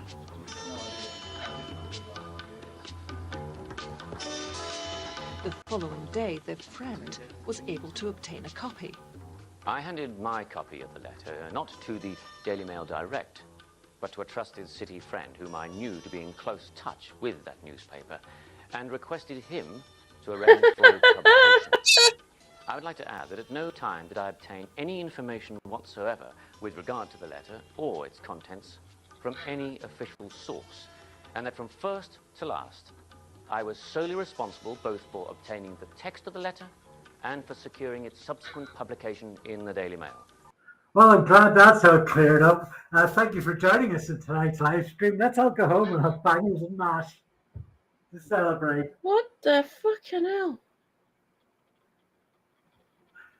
I know we've got like BBC verifying lots of different things where intelligence gets verified now from outside sources instead of coming straight from Whitehall because of digitalisation, obviously, the information superhighway and things like that. So, but yeah, I would a little bit more due diligence from the British state with this one. Really, that would have been nice. Just saying. I can suspect why we have 6 minutes of the narrative talking about Donald and Thurn. And yes, some of that might be insidious as a distractionary tool, but also because the story of the Zinoviev letter has so many layers to it, has so many people in it, that honestly we can't even scratch 10% of it tonight. And this we can't, yeah. We can maybe get like 2%. If we're lucky. Yeah, something it's negligible amounts of information essentially. Yeah. It really sucks. And that's I'm talking about as an expert view. You know, you get expert level, then you get into the weeds. And there's so much, as Gil Bennett will go on to say, there's still so much about the Zinoviev letter that is unknown, and that because of the passage of time, we might not ever really know. We won't now, not now, over a century later. No. Let's see, 1721. Yeah. Thurn went on to explain his motives. He felt that as the government was about to lend millions of taxpayers' money to Soviet Russia, he had a duty to publicise evidence of Russian subversion in Britain. Yeah, again, this was the only thing that the Conservatives had to hang on the Labour government, was that there was a lot of talk about a loan to Russia. But bear in mind that the Conservative government prior had already opened up trade talks. They had indeed, yeah. Pretty much set the ball rolling. Yeah. I need hardly say that my action in this matter was solely dictated by patriotic motives, and that at no point whatsoever did I receive any payment, or any other reward, therefore. The statement was clear. The letter had reached the Daily Mail through a completely independent source. The Conservative Party was off the hook. It was only when Thurn's diary was uncovered over 40 years later that new light could be shone on the affair. According to his diary, Thurn did hear of the letter on the 8th of October, 24 hours before it arrived at SIS headquarters. His source was a figure known only as X. At the meeting, X told Thurn that Moscow was to begin a great propaganda war in England, and that instructions had been sent to British communists. The identity of X remains a mystery, although it is possible that he was the same friend mentioned in the statement read by Baldwin. The following day, X contacted him again. October 9th. X rang up at 6 o'clock to say, so far nothing doing. Wonder what I ought to do. Do nothing. Only hearsay so far. This is where the diary diverges from the statement read by Baldwin. According to the statement, Thurn had a copy of the letter in his hands on the 9th. However, the diary says the letter was only hearsay. He contacted an old friend, Major Guy Kindersley. It is this diary entry which is the most damaging for Baldwin, as Kindersley was a Conservative MP. October the 5th. Rang up Kindersley. Told him to come up. Sorry, can't resist that. Fuck. Coincidence, obviously. And decided on Times publication. Lord Younger was the Conservative Party treasurer and Colonel Jackson the party chairman. Within hours of approaching Kindersley, Thurn was meeting senior figures at Conservative Central Office to discuss how the letter could be used. The revelation completely undermined the statement read by Baldwin to the Commons.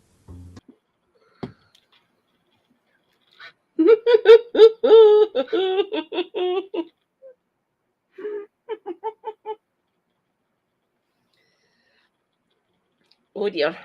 Intelligence Service contacts, but the evidence suggests he never even set eyes on the letter.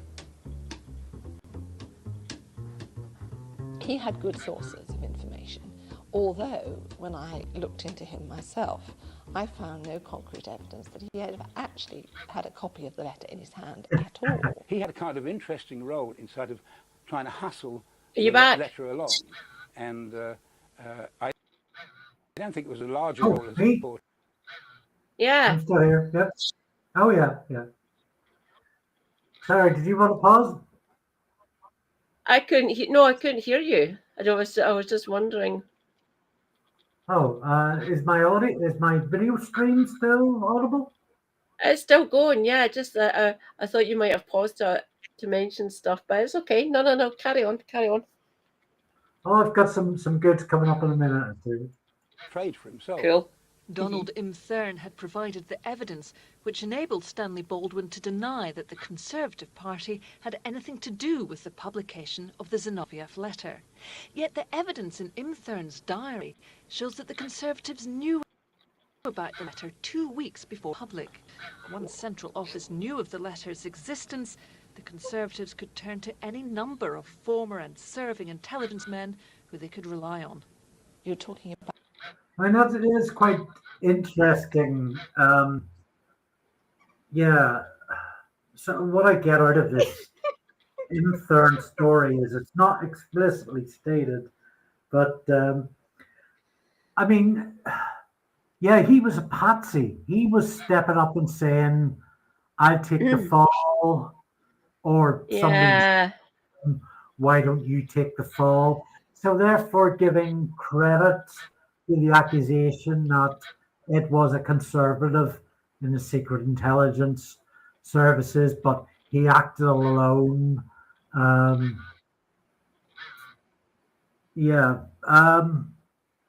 he was an ex SIS person. So really, there should have been a lot more questions asked about him at the time. That might have been something to do. Yeah. Because I mean, it's pretty clear Thurn didn't leak the letter. It is to me anyway. But he has his role in it is something that has to be answered for. It seems pretty much an admission by the Conservative Party. Oh yeah. And by SIS.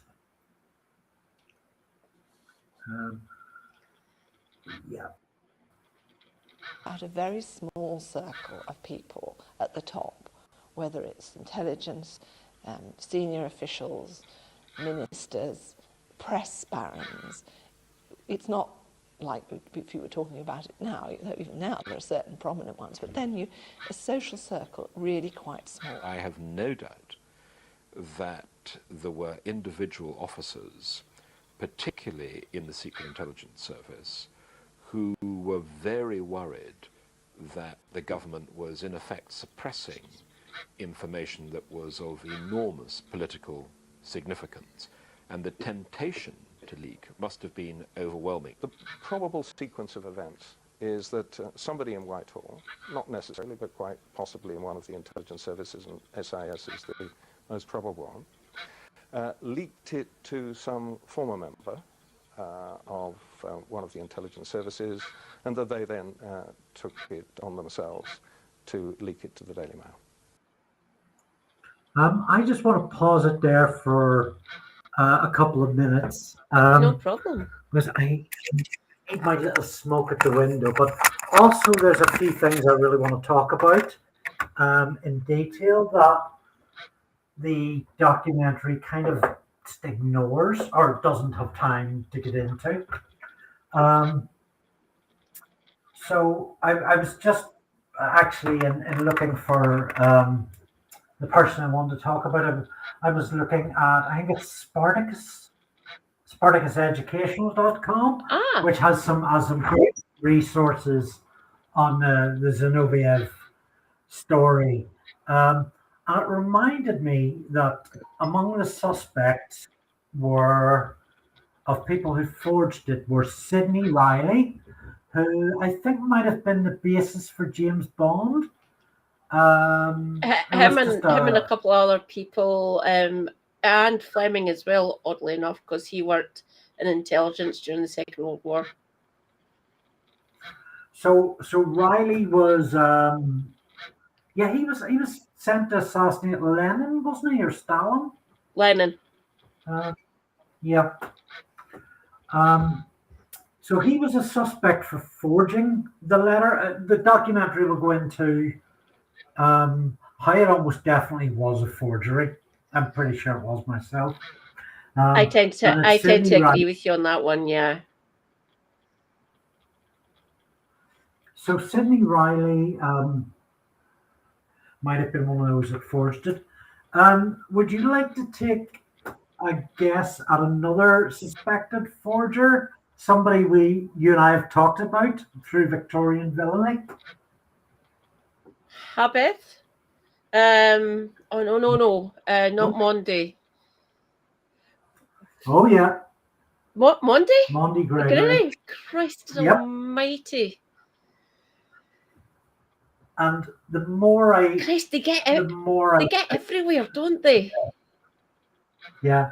So probably just to help go back over it, Maundy was working a lot in the upper levels of liberal and conservative. He was cash for honor broker. Yeah. So he mixed about with he did dabble with intelligence apparatus in his younger days. Yeah. But more the higher levels of traditional government around Whitehall, Westminster, but also very much the social sphere. And he did deal in forgery, and I mean, yeah, he dealt in forged things and procuring difficult items.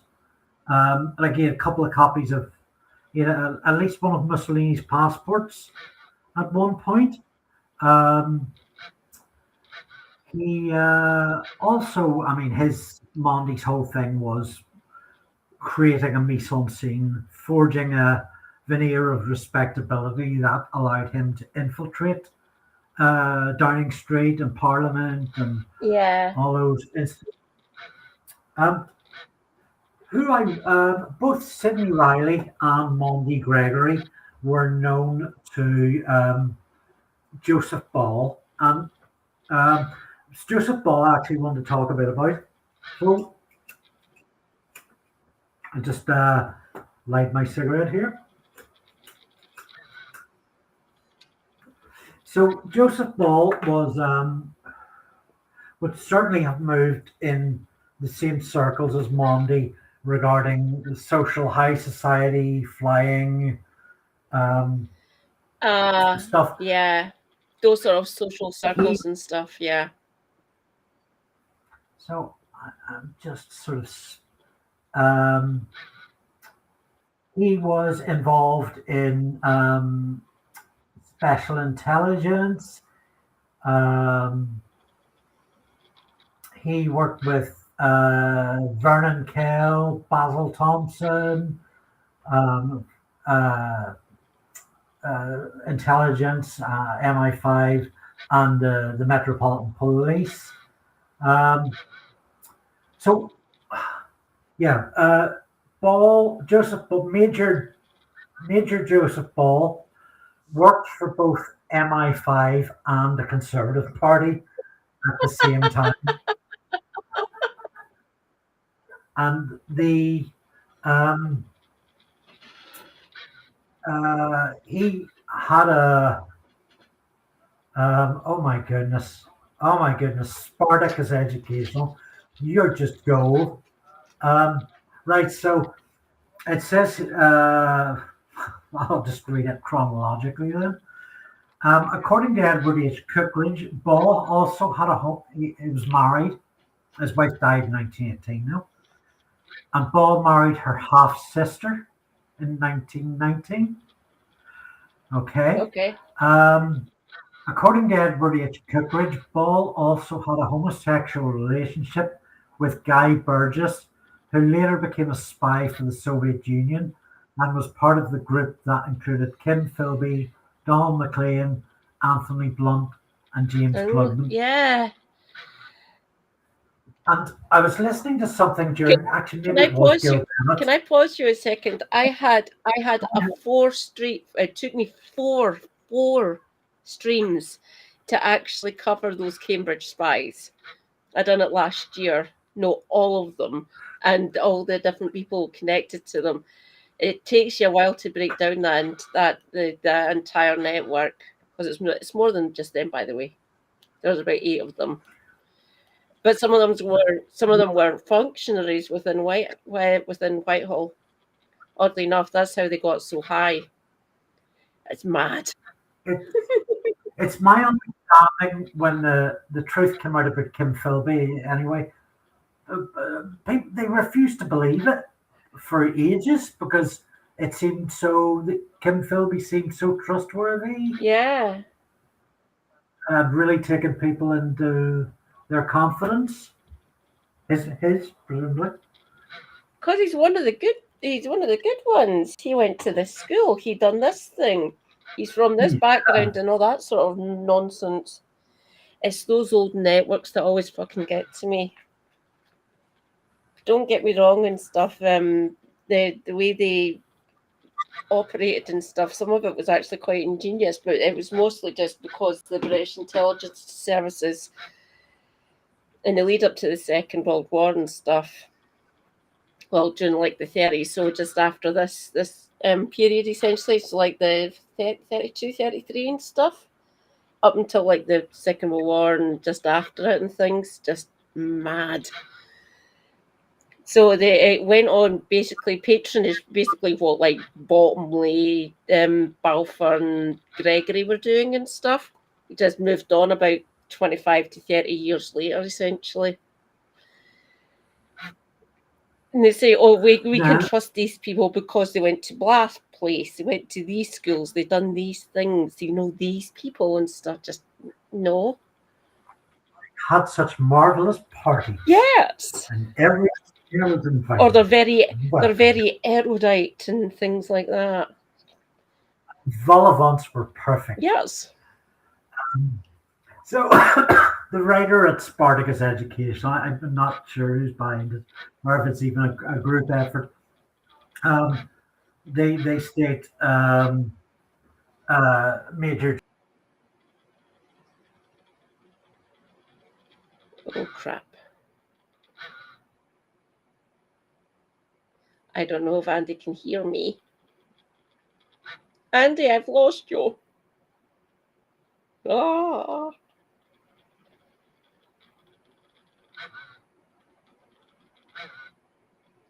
Hello?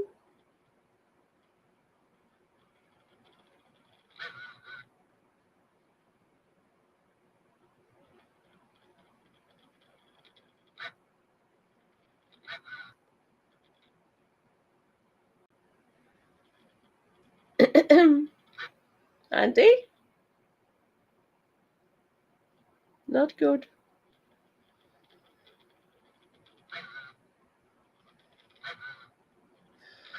Now the video's gone. Brilliant. Ah, fuck.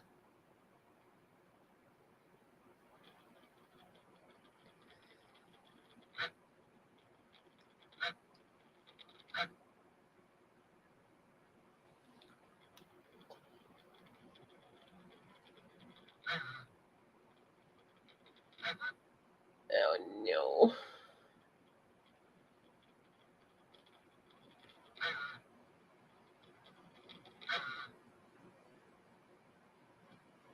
Oi. Yep. I can still be heard on the other end. We have lost the video and we've lost Andy. That is not good. We'll see if we can get him back.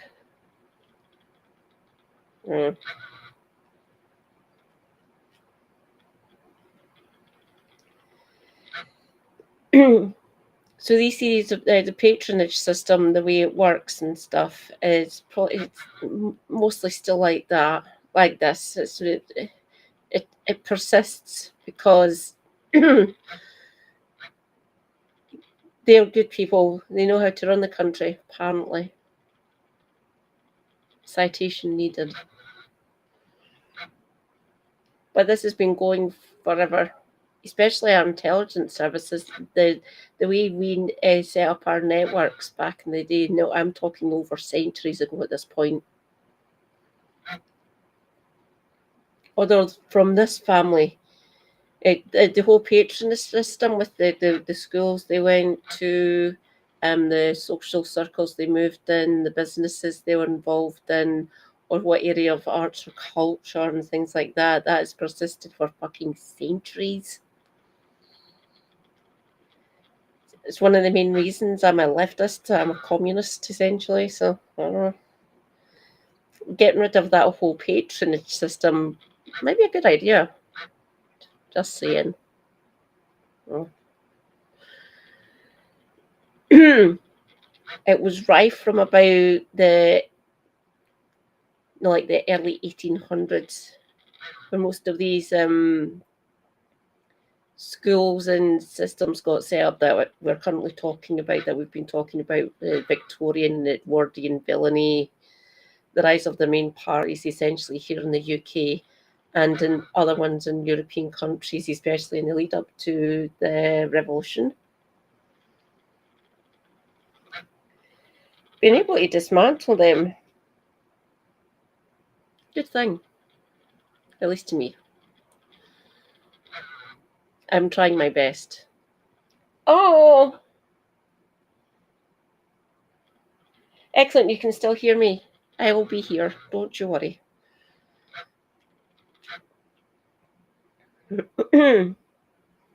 Say, aye, if you want to get rid of this patronage system, you have to remember 7%. Oh, are we good?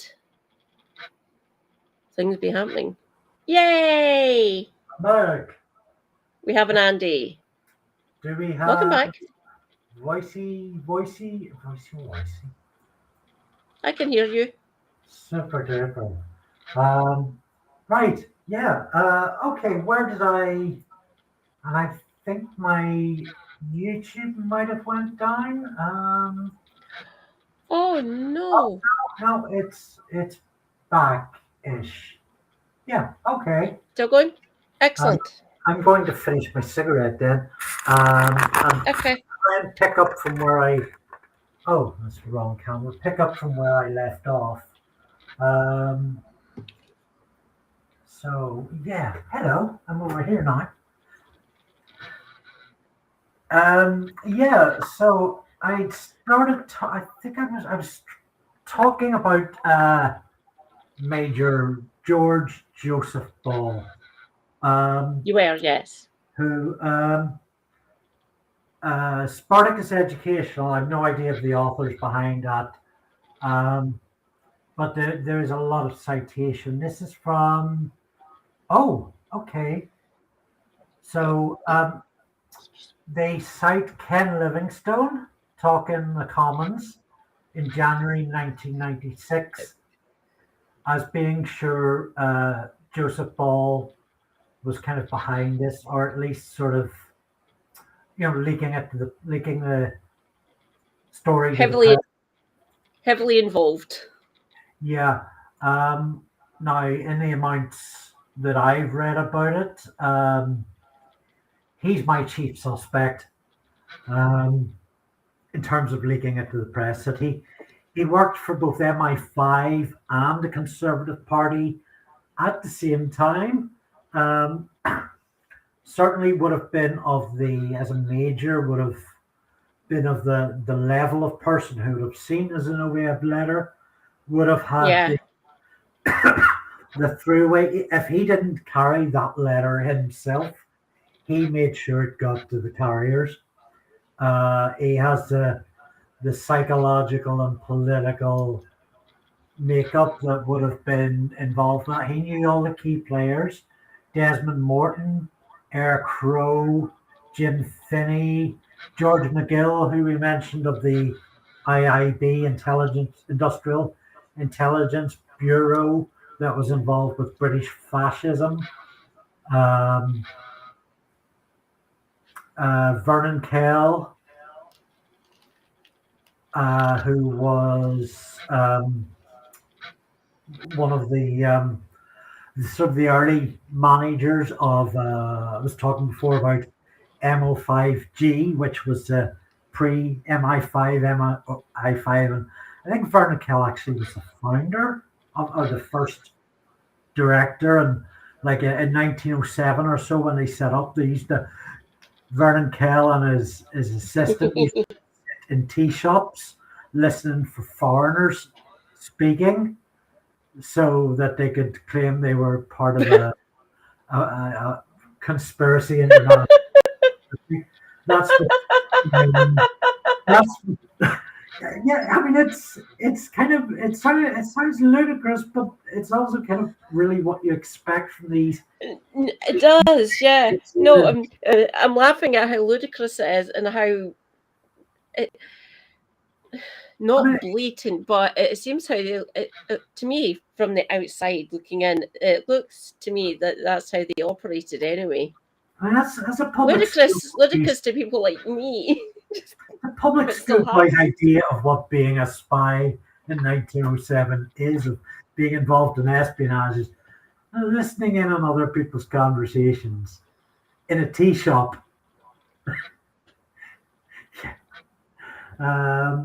Yeah, that sort of pampered lifestyle. Let's just go out and hang in a cafe all day. Yeah. The last time I checked, I don't think they'll. Don't get me wrong, we still the enlightenment happened and stuff, but I don't think we're still hanging around tea shops or coffee shops and stuff, or salons. Even back then. So I wonder. Let's see if I can get the stream back up. Unless you've anything else you want to add. No.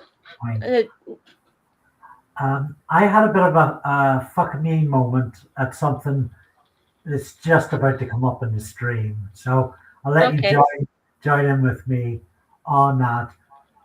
Actually, if you saw my Trebich stream, and I know you've done the reading, Katie, yes. This will pop out. Okay. One possible source is a former director of Naval Intelligence who had clubbed the party. Thomas Marlowe, the editor of the Daily Mail, said that he received the letter from an old and trusted friend. Now, the old and trusted friend was almost certainly, but not absolutely certainly, Admiral Sir Reginald Blinker Hall, former director and former high official in the Conservative Party office. He was called Blinker because of his habit of blinking very rapidly. So this was Blinker Hall, who Trebich Lincoln went to get an interview to become a spy, and Blinker Hall then took his passport off him and sent an order to the docks that he was not to leave Britain. Blinker Hall spent the rest of his life living rent-free in Trebich Lincoln's head. and Trebitsch would frequently write letters all across the globe complaining to Blinker Hall about Blinker Hall and writing letters to Blinker Hall himself. So I had a bit of an F me moment when I remembered that he was one of the lead suspects, along with Joseph Ball, Desmond Morton, for getting this story to the press. Yeah. Oh, for Christ's sake, man. He wouldn't be my prime candidate, but I'd certainly put him in the top 5. Yeah. The kind of maybe pile. Maybe slightly more than maybe, but not the prime suspect, essentially. But yeah, well, this is how they all operate. And in some ways it seems ludicrous, doesn't it? It's weird. It's entirely probable. And again, bearing in mind the nothing is binary, it's entirely possible. It's entirely possible several of these top 5 leaked at the same time, or quite conspired. Yeah, conspired. Yeah, quite possibly. During his time in intelligence, Hall had amassed a considerable reputation. He was famed for decrypting the Zimmermann telegram, a secret document sent by Germany to persuade Mexico to invade the United States and enter World War I. There's good circumstantial evidence please. in his case that he did leak. That was a complete fucking forgery, and that did actually get proved. It is stupid as fuck. That was never going to fucking happen. What can you and tell the us fact that about the American... Well, it was sent to the American embassy in Mexico, and it got leaked. Someone within the Mexican government supposedly found this, trying to persuade them to join in to send Mexican troops over, but it was a blatant forgery they'd done in Europe and fed through into America by American agents working in Mexico. It is utter bollocks. The Zimmermann telegraph was a complete hoax, essentially. It's stupid to think that they would even think it would work. At least in some aspects, this one was a little bit more plausible at happening. Don't get me wrong, still propaganda, still shady as hell, and citation needed all over the place with this story. But the Zimmermann telegram was just stupid. That was easily seen through, essentially. Not that it would have fucking mattered, because 6 or 8 months later, Wilson sent troops in. He said he'd send them out. That's the reason they turned up late for the First World War. So there was he probably already said, "Fuck, I'm going to have to send troops over to Europe." So the Zimmermann telegram was essentially pointless. Even if it had worked, it would have turned up a bit too late anyway. So fucking stupid, that one. I don't know if it went wrong with it either getting sent over the Atlantic or something stupid, or they done something odd to it when it landed in America. It was never going to fucking work. They should never have sent it in the first place. So it's from Germany, essentially. We don't know if it passed through here or not. Quite possibly, because we've been ally in America, essentially. So that was never going to work. This one's a little bit more plausible. But yeah, stupid. Have you read the actual? I haven't actually seen or physically touched. Obviously, you won't fucking get it. You won't actually get to touch it or anything. But I've actually read it, and it is so it's just silly, not ludicrous in my opinion, but just silly. Like that they thought it would have worked. I think it's entirely possible. I might be misremembering or fantasizing, but I've read Trebitsch Lincoln's 1916 book, Revelations of an International Spy. Or no, maybe it's a later autobiography. where he conjures up the idea that people thought that he might have forged this this particular document that we're talking about with Mexico and the States, and then in the same completely denies it. I wouldn't put it past him. That autobiography is loaded with exclamation marks. Oh God, yes. Feel free to say citation needed to me, everyone, by the way.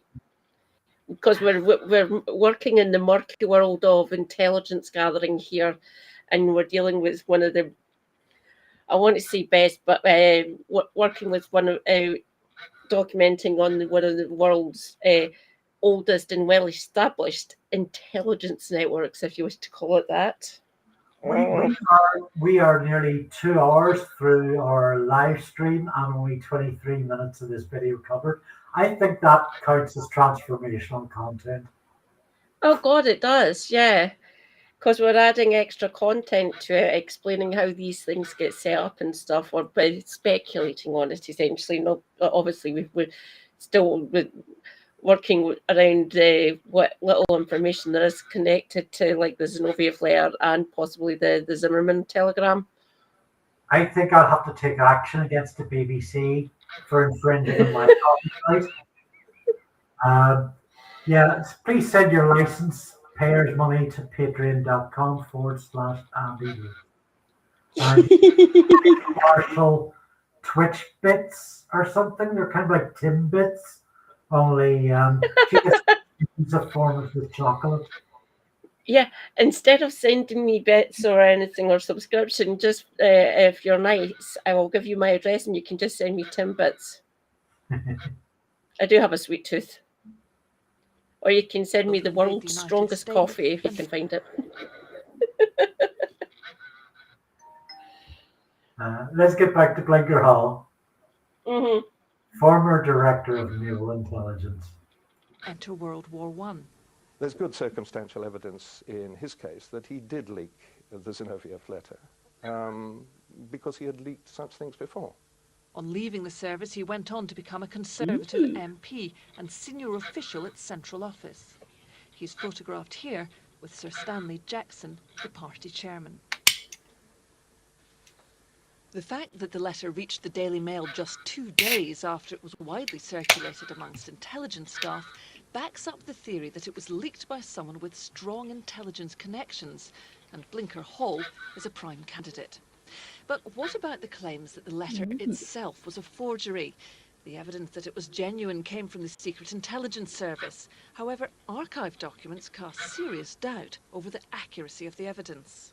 They said that they knew the identity of everybody who had handled the letter between its being supposedly copied in Moscow to reaching SIS, and that just wasn't true. The evidence was collated by SIS officer Desmond Morton. In this particular case, we are aware of the identity of every person who handled the document on its journey from Zinoviev's files to our hands. Except, as we're about to hear, it didn't make its way from Zinoviev's files. Came from an agent in Moscow for a long time in our service and of proved reliability. They didn't actually know the identity of the supposed agent who had supplied the letter to Riga station. And they never did. And although they asked Riga, Riga never gave a satisfactory answer to this. Simply saying the Riga station. That doesn't as if there was a sort of busy with intelligence officers coming in and out, and secretaries moving in and out, and people reporting on contacts and this and that. You know, it wasn't one man and a dog. It was more likely one man and a secretary and just occasional assistants. So, you know, what they depend on, to some extent, are networks which are not directly run by SIS. One frequent source of anti-Soviet intelligence were networks of so-called White Russians. The civil war which followed the Russian Revolution had split the country between and pro-monarchy White Russian groups. The problem was that as well as supplying genuine information, they often produced fake Soviet propaganda aimed at discrediting the regime. But SIS had an answer for that. We made it our special business to be acquainted to the methods and personnel of the various White Russian and other forging organizations, especially the main one in Berlin, with the object of preventing ourselves from having forgeries planted on us. The Berlin organization referred to by Morton was headed by one of the most notorious anti-Soviet forgers, Vladmir Orlov. So yeah, I couldn't find a picture of him either. Vladmir Orlov is certainly somebody who's quite a large figure in the Zinoviev story. Orlov was a committed White Russian. He was an opponent of the regime. His sole purpose in life was to undermine the Bolsheviks, to restore Tsarist old Russia. And he was a very skilled forger. And for many years he continued peddling information and documents and pamphlets and other material that he claimed had come from sources within the Bolshevik movement, but actually they were just very skilled forgeries. SIS claimed that because they kept an eye on the Orlov ring, it was impossible for a forgery to be slipped into the system. This is really an impossible proposition to. That is BS. The intelligence networks that Lenin had set up in the lead up to the revolution were well established. We know this now. Obviously we wouldn't have known it back then, during the late 19-teens and early 1920s and stuff. But we knew exactly we know now what the intelligence network that Lenin had set up. So that's citation needed for that one. As much as I have read, being a former Trotskyist and current Marxist, essentially, or ML if you wish. So no, they would have known that at the time, I believe. Just my own theory. Again, feel free to say citation needed to me. I mean, Orlov does come up an awful lot in the various narratives, but as Gil Bennett and other historians will say here, there's even doubt cast upon whether Orlov was in it, and Orlov's ring of forgers were actually integral. They were certainly suspects, but did they make it happen? We don't know. We don't know if Maundy Gregory was part of Orlov's ring, or if he was. I mean, he doesn't seem more likely to me, but who knows? Is part of what's going on here. Yeah. I love that. It's the picture of it with no picture, just a vague just an outline of a human, essentially, with no actual features that we can ascribe to him. It's brilliant. It's quite specific. That's how do they know he was wearing a hat? Has that been verified? Yeah. A thin-faced fella. These shadowy people with no faces, you can't trust them. Nope. It was impossible for a forgery to be slipped into the system. This is really an impossible proposition to substantiate, because after all, if it was a forgery designed to be fed into the British system and disrupt, then they're hardly going to make a song and dance about it. Somebody would be doing it much more subtly than sending it through Vladimir Orlov. Or if it were Orlov, he would have done it a lot more carefully than his usual forgeries. The dossier supplied by SIS raises serious doubts about the source of the letter. It also seems that the original evidence produced by SIS to prove the letter was genuine was also flawed. My contact is a member of the Central... It was Morton's evidence, based on reports from his undercover agent, Jim Finney, which had been used to authenticate the letter. But according to SIS records, Finney's report made no mention of the Zinoviev letter. What appears to have happened is that Finney sent in a report around about the same time, saying that, oh, well, yeah, the leadership of the British Communist Party has been discussing all these kind of things, but never saying it has actually just received a message from Comintern saying that this is what it should do. And the SIS desk officer who was dealing with it jumped to the conclusion that what Finney was describing about a discussion within the British Communist Party leadership actually proved that they had received the Zinoviev letter. When I looked into this and I found Morton's report of his meeting with his informant, that's not what the informant had said at all. He hadn't given, there was no mention of a letter. There had been a discussion, but not of a letter, the Zinoviev letter or any other letter. So actually what Morton claimed was evidence of authenticity was not at all. SIS did not know the source of the letter. The evidence that it had been received by the British Communist Party was unfounded, and the claim that the intelligence services could not be fooled by a forgery is impossible to prove. So, given the lack of evidence, why did SIS put so much effort into proving the letter was genuine? I think SIS realised pretty quickly that it wasn't actually genuine, but they had got themselves into a bit of a corner. Having authenticated it for the Foreign Office, they were not going to go back. This is no way to run an intelligence service.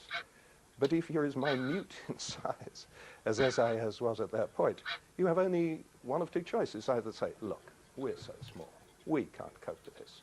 Or, well, yeah, we're very short-staffed, we have to reach decisions quickly. This is the decision. And they got it terribly wrong. So, if it was a forgery, who did write the Zinoviev letter and why? I think the best guess is that it was a White Russian forgery, but it was done by somebody who had good connections, good intelligence connections with probably British and Russian intelligence, because whoever it was, they knew how to frame the letter and how to put it into the system in such a way that it would be taken as genuine. We don't think. Yeah, I mean, like I said earlier, Bennett worked for 40 years in the Foreign Office, was commissioned to do an inquiry in this, has written more than a book's worth on it. So I quite want to sort of lend a lot of credence to what she says. Yeah. Disagree with a few issues. There's some really good historians on that, on this guy here. I quite like his manner of just cutting through the bullshit and laughing at the incredulity of some of the commentators at the time. I think it's him or this guy here. I have went past him. Where is he? Where is he? Oh, I think I know what one you're talking about. I jumped too far ahead, haven't I? Let's see if I can. Yeah. This next guy. Oh, there he's there. Yeah. Oh. Yeah. There's some very valid points about to be made on how the forgery was produced. How to frame the letter and how to put it into the system in such a way that it would be taken as genuine. We don't think that it was actually produced by the original forgers to influence the election. What we think the forgery was for was actually to disrupt the Anglo-Russian trade treaty. The individuals who forged the letter remain a mystery. There are a whole series of people who could have done it. I could have done it. Most other people could have done it. What do you need? All that you need is you don't look that old, my dude. Genuine Comintern documents. These can be published documents with the Comintern after. just want to play it back because I think this guy he's making a really integral statement on how easy it is to forge, whether it's 1924 or 2026. The individuals who forged the letter remain a mystery. There are a whole series of people who could have done it. I could have done it. Most other people could have done it. What do you need? All that you need is access to some genuine Comintern documents. These can be published documents. I mean, the Comintern, after all, kept publishing policy statements on this, that, and the other. So what do? All that you have to do is get hold of one of the published Comintern statements and turn it into a letter addressed to a particular Communist Party. And that's what happened in this particular case. Yeah, fairly easy. I mean, if you ever go on and see these anti-scammers like Kit Boga or Jim Browning, or Scammer Payback Pierogi that will go on and will pretend to be victims or will pretend to be other scammers. It's so easy to create a mise-en-scene. Maundy Gregory did it. He essentially slipped into Whitehall to become Lloyd George's chief honours broker. It had the OBE invented on his account just because he used to write paper and a fancy bit of typography. Faking credibility is, well, I mean, fake it till you make it, right? Sometimes it's time. Is it? It would have been so much easier back then. It might be a little bit easier now because of the way information gets traded now online, even for free by people like myself. There, I'm not saying you, I'm not implicating you or anything. I'll implicate myself if I want. There's not much they can do to this individual here in North Glasgow, I think. I'm mostly harmless, to quote one of my favourite book series. So back then it would have been easy. Forgery produced by white Russians to discredit the Soviet regime. Once it reached London, it was used in entirely text and held up as evidence of Labour's complicity with the Bolsheviks. Although there's no evidence of an institutional conspiracy, the motives of certain individuals, particularly Desmond Morton, remain a mystery. Did he know the letter was a forgery when he authenticated it? We'll never know.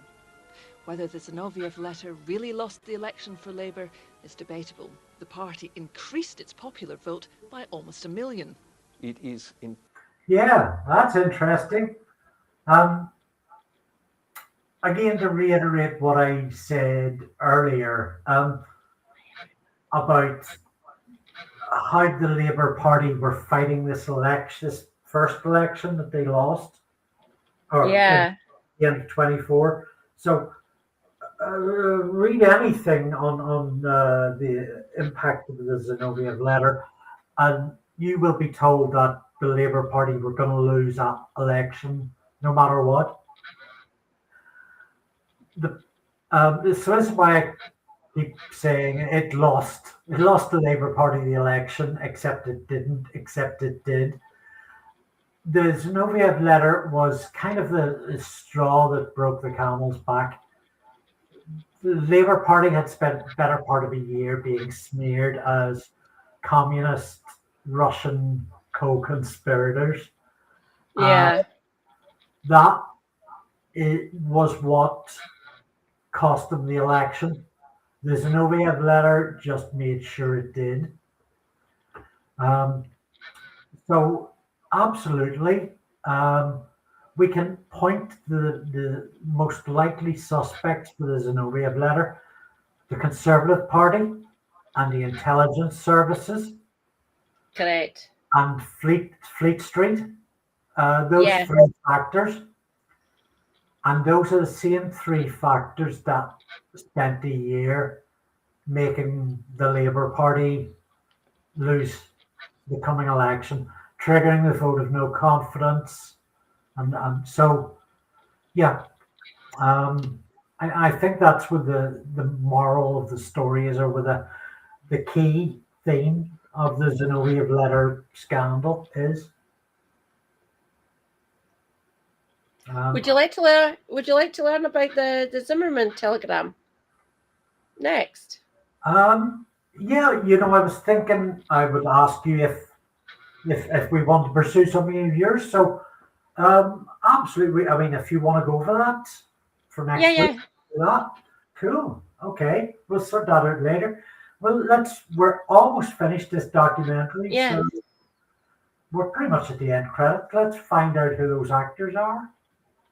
Okay.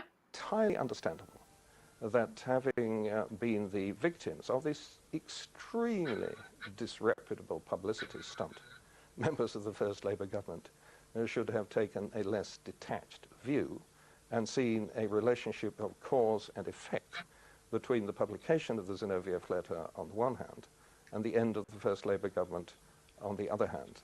I think few historians would follow them. Nevertheless, the Zinoviev affair remains a most extraordinary and mysterious business.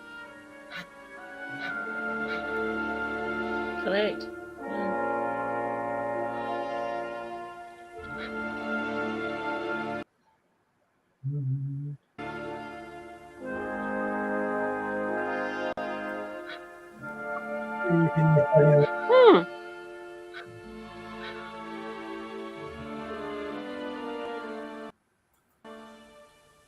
I wouldn't mind knowing who that historian is. I've taken quite a time to. Let's see. I know Gil Bennett has given a number of other interviews that are on YouTube. Or Jill She has, Bennett. yeah. Jill Bennett, yeah. She has. Oh. That guy's pretty savvy as well. He was, yeah.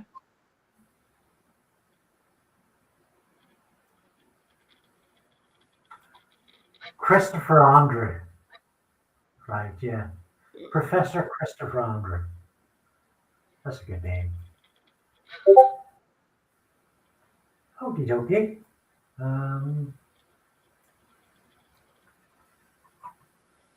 So, relinquish screen share.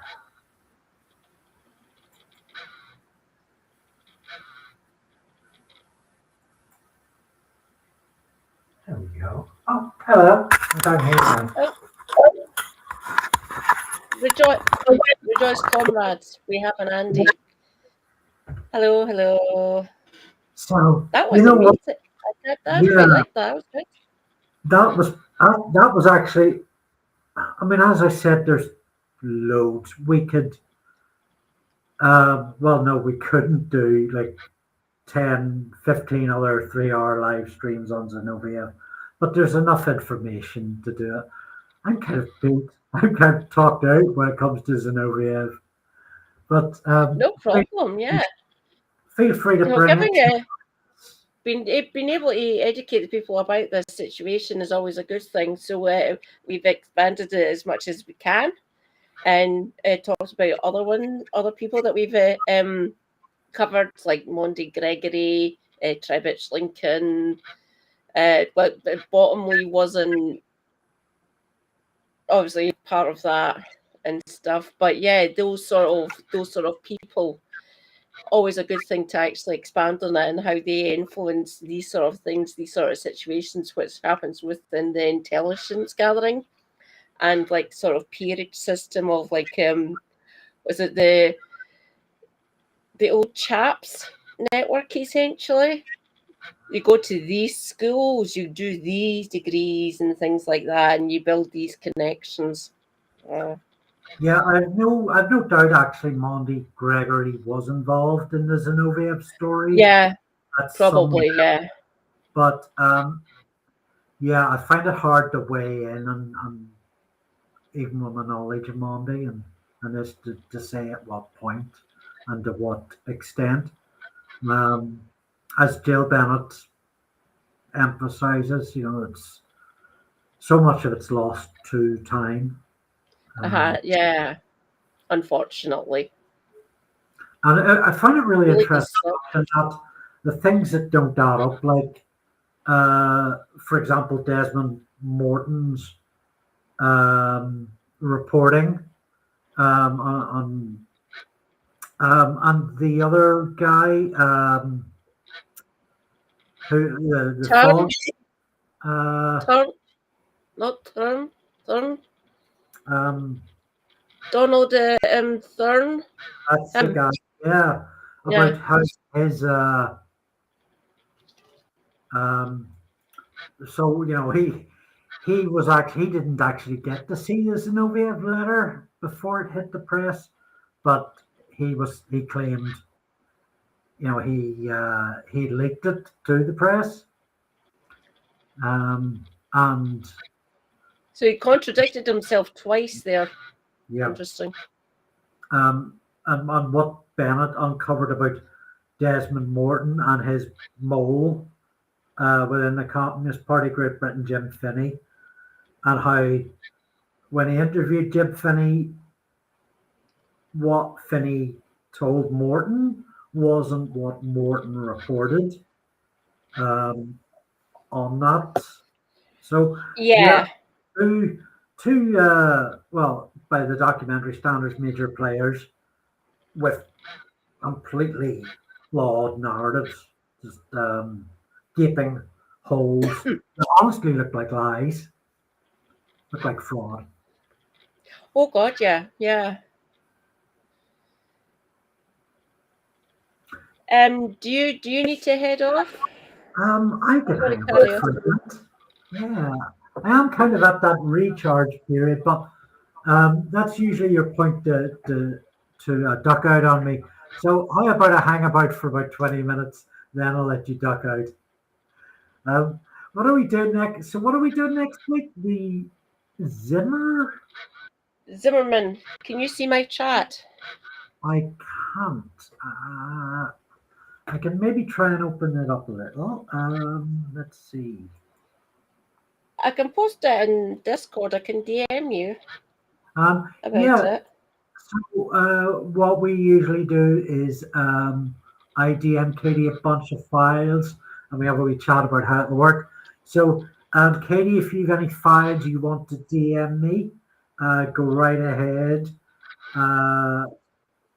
Cool. I'll get them. I'm going to carry on and stuff, and maybe on some other stuff. Checking to see how World War III is coming along.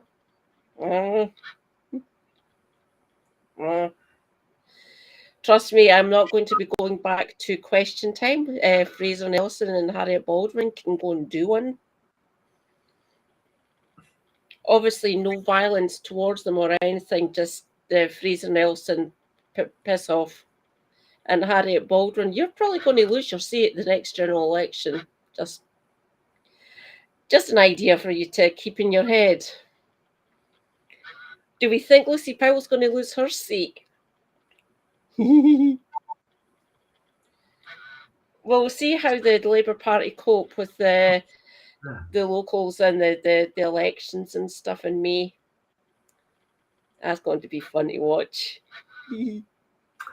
I've already covered Hannah's maiden speech. I thought it was amazing. Well done, lass. Yeah. I haven't checked out myself, but I know a few people have been praising it.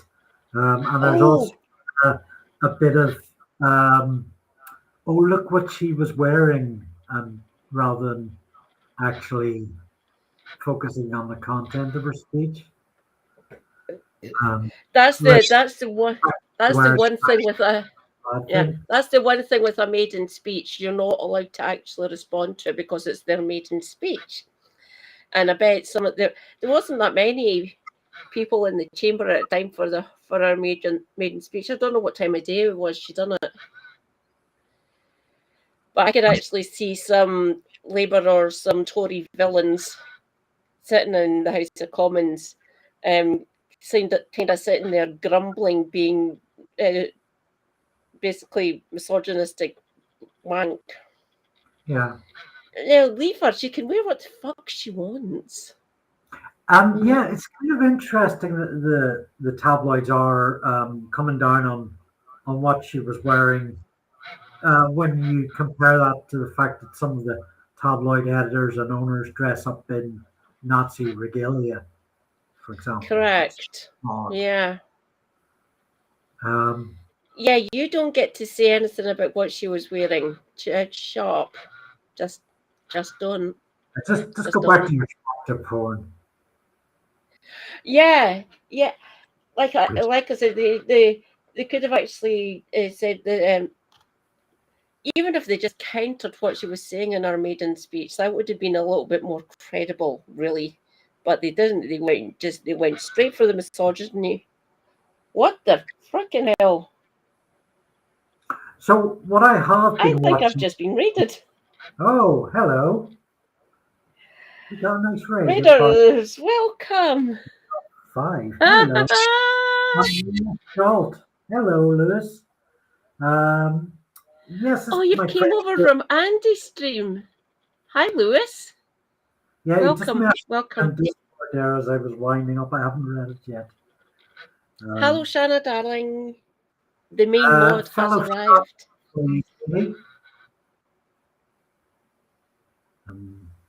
Oh, thank you, Lewis.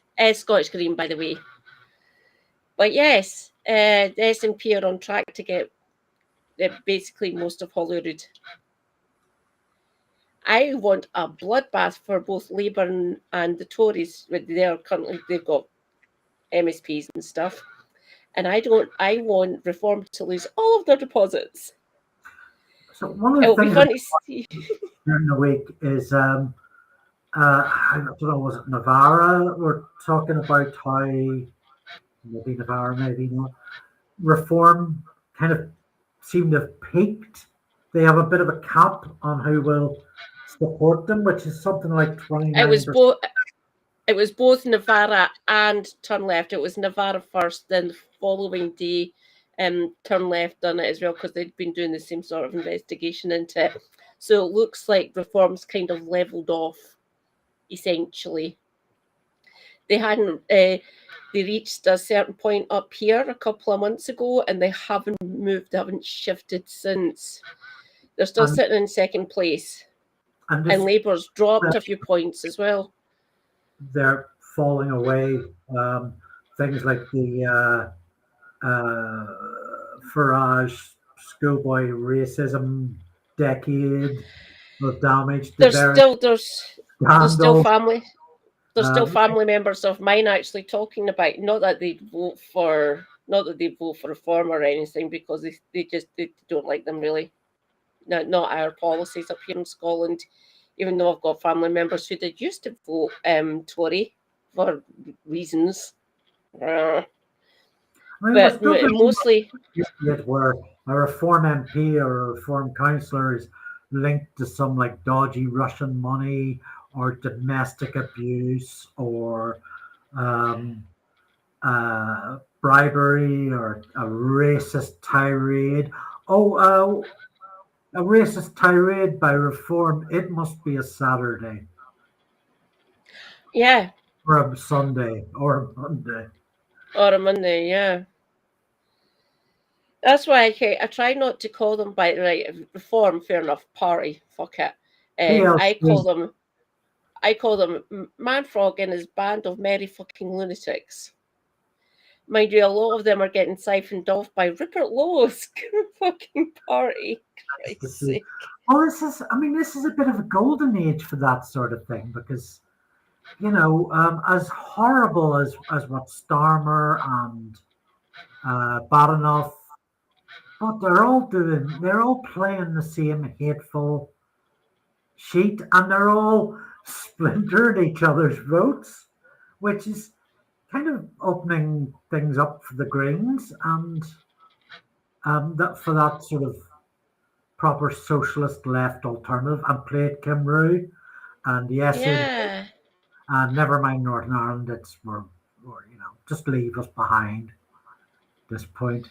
I'll say this to you every time. I really do feel for you. I do. Yeah. I think I was harping on to yourself or Lewis earlier in the week that Northern Who Ireland. would you say is your most left wing one? Would you say it would be Sinn Féin? I don't know. People before profit, but they only have one MP.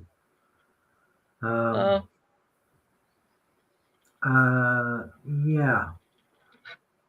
He's a good friend. So that's nice. Nice. I know him and I can trust him on most things, although he did champion Brexit. Get moved, Jerry. But hopefully he's seen the error of his ways. Yeah, I mean, Sinn Féin are pretty left-wing. They are, yeah. Progressive that way.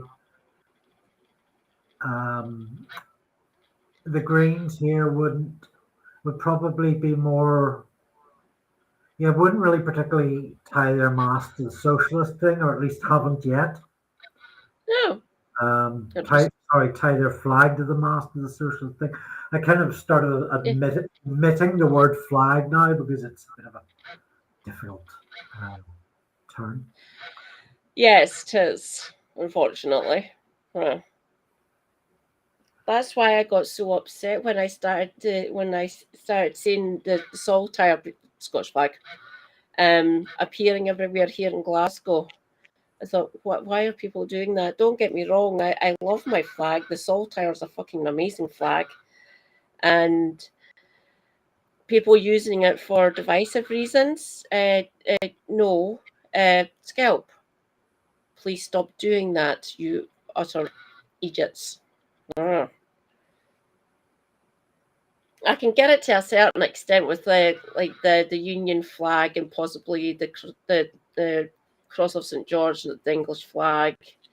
I don't know. I keep on meaning to ask Specs, my Welsh comrade, if you're seeing the Welsh flag getting put up everywhere in Wales or anything. But lots of my English ones, including Jim Speak, praise be Jim Speak. He's been keeping me updated on that. If you're seeing like the Union flag or the St. George's flag and stuff appearing everywhere in England. Yeah, they want to know. Flags are just litter. That's all they are. Yeah. And I've got a little saltire on one of my bookcases. So 12th of July, and thankfully Lewis has whisked me away to Warsaw around that time. But I'm coming back for it. But there will be flags. I will be able to see 4 flags from the window I'm looking out of just out there. Yeah. Those flags will be there until the winter, and they will be battered and wet, and they'll be hanging like plastic bags that just get caught up in phone lines and rot away. Yeah, they'll be like frayed at the edges and stuff, and they'll just not look nice at all. People that are insistent on hanging flags up never think about the environmental consequence. They never think to take the flags down and maybe put them back up the following year, or protect them against the rain. They just leave them there to die. It's just like dumping rubbish on the road. All it is. Flags are shite. Yeah. Oh God. And this is this sort of I've often said to Lewis, maybe I said to you too, that when I first befriended a lot of Scots, the patriotism for Scotland really confused the fork out of me, because as an Irishman, patriotism is such a dirty connotation, such a horrible. It is, yeah. Would I ever be proud of this country? How could you be proud to be British? With everything Britain has done in the last week, never mind hundreds and hundreds of years past. And I certainly couldn't be proud to be Northern Irish. with our history of bloody conflict. But for Scots, it means something very different. And when I listen to Scots talk with love and with pride for Scotland, I get to hear that genuine tone. You know, that when the bullshit radar goes to zero, you know, where we're just the bullshit radar goes to minus something. Yeah. It's a little bit different for some for there's certain sections here in Scotland. I'm part of one. Don't get me wrong. I love my country desperately. I want the best for my country.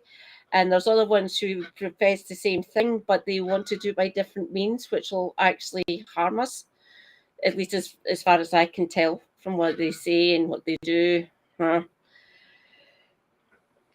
It's a funny one, and it can be divisive. It can be very, very down tribal lines and everything, which is it can get kind of scary.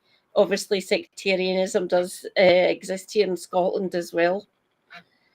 That aspect of it has always made me either really angry or really quite upset and just kind of fed up at times.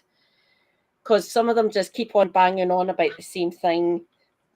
Better together, being part of this union and stuff. No, they've treated us like crap. I want the best for my country. I want the best for your country, Andy. I want the best for like Jim's country as well, like England and Wales, Wales and stuff.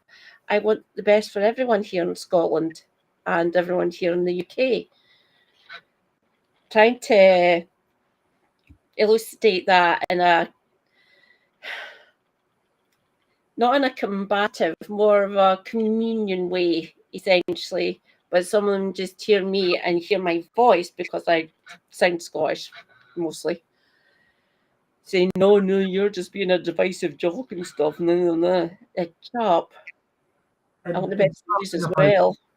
And talking about left-wing political representation in Northern Ireland, Lewis rightly brings up the SDLP, which I forgot to check, and mainly just because in my area the SDLP aren't really active, and I can't quite remember how much representation they do have. It's quite small. It's sort of alliance level representation. Yeah.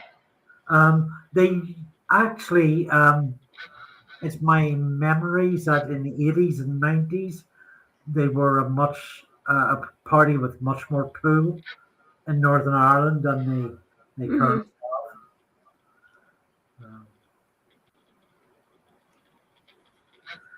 But I mean, Sinn Féin might well be the most left-wing party, but their identity is so tied into the Troubles now. It is, yeah.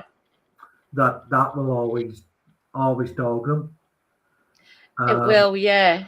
It'll be like a cloud hanging over them, unfortunately, which kind of sucks. I mean, it might well fade when the generation that when all the Troubles people are dead.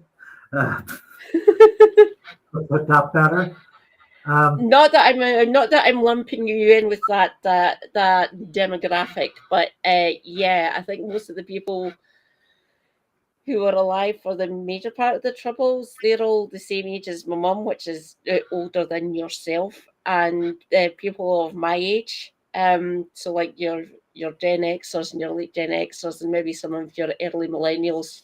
So people born between like 1970 and the early 80s, like 82 or 83.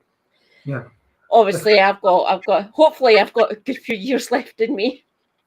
But yeah, all the ones who remember all the horrible parts of the Troubles, and like the bombings and people getting locked up in the maze and all that stuff, they're all in their late 60s, early 70s now, mostly. I would say that most of them, they're all in their 70s now, would you say? Yeah. Yeah, people like your parents, anyone that's like getting their pension essentially, like the boomers and stuff. No, like my stepdad, he's still got family in the Republic, but they were Ireland to begin with before the partition.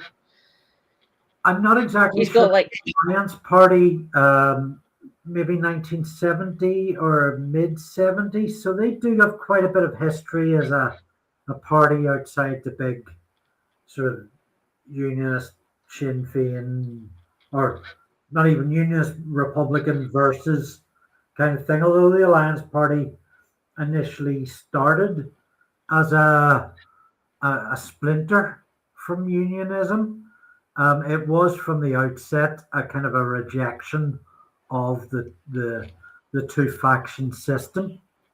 It lasted right through the Good Friday Agreement, past that.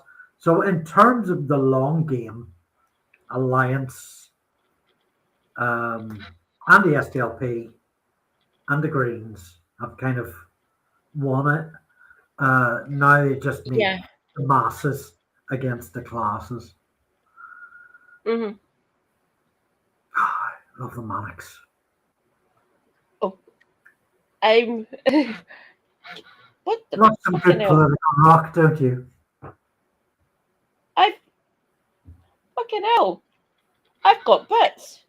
People have given me bits. Bits, wow. Yay! I have bits and I have new subscriptions. Oh dear God. If you can get anyone, if they don't even need to come and watch me or anything, I am 4 followers away from 500. Not subscriptions or anything. I'm not that big. I've got a good few subscriptions. Don't you worry. People actually pay to see me.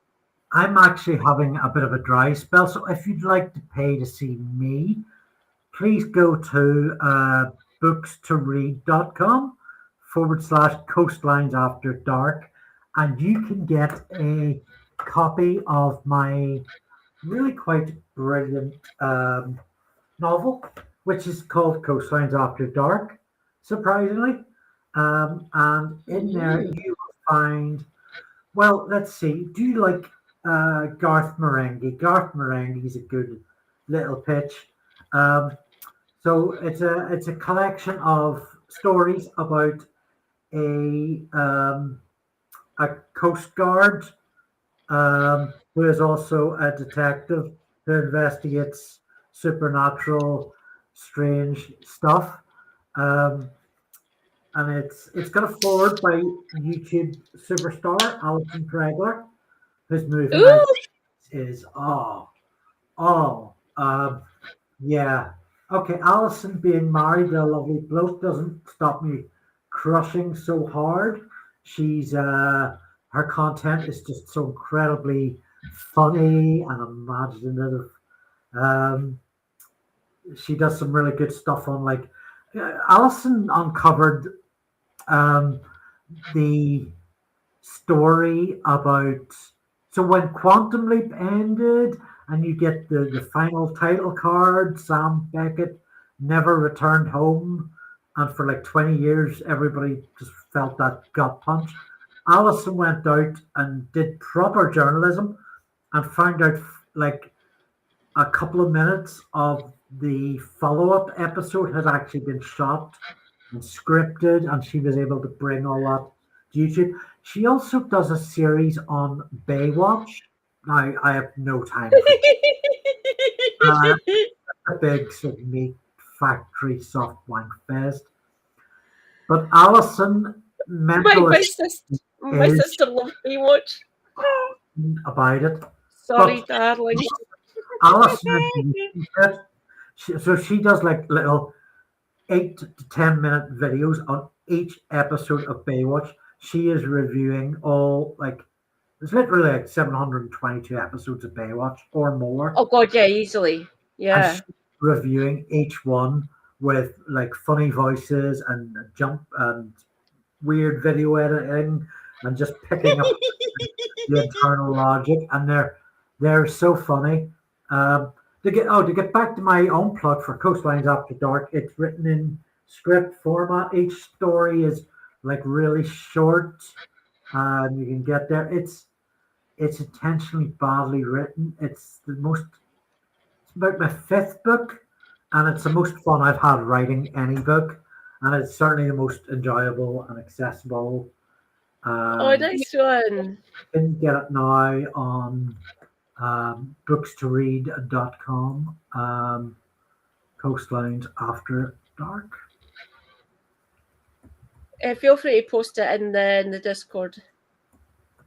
I should do that.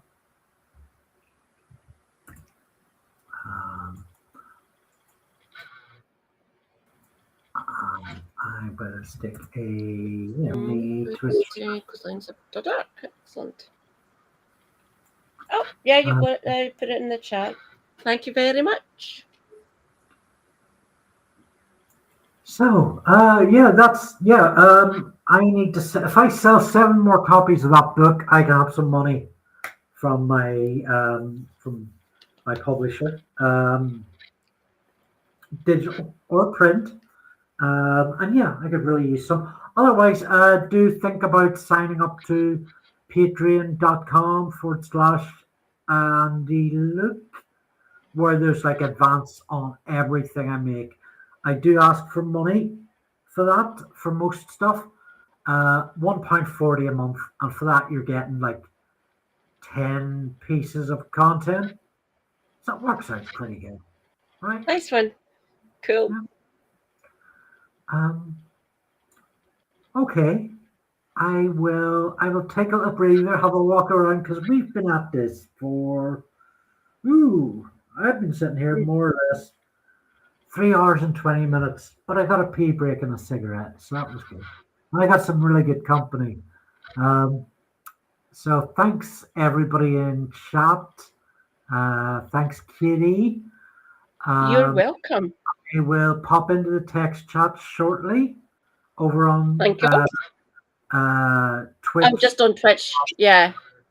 Twitch.tv. Yeah. Mad Cat. Yeah. Multi-stream still isn't working. Watch this space. I'll see if I can get the multi-stream back up and running. Actually, if you go into the YouTube description, and maybe some of you are watching this on Facebook as well, you can find a link to Katie's Twitch channel on there. I'll be over there shortly, and we'll both be back together next Saturday looking at the Zimmerman file. I'm excited. Are you? Yes, it will be fun. It's good and ludicrous, just like most things. It's brilliant. Being able to break that down is I can reel it off. Don't you worry. I've actually been in debates about the Zimmerman telegram before with actual right-wing idiots. Just please don't expose me to this. Like an Easter egg. I will be back momentarily, comrades. Give me a second, would you? I'll while you go for your pee/dehydrate break.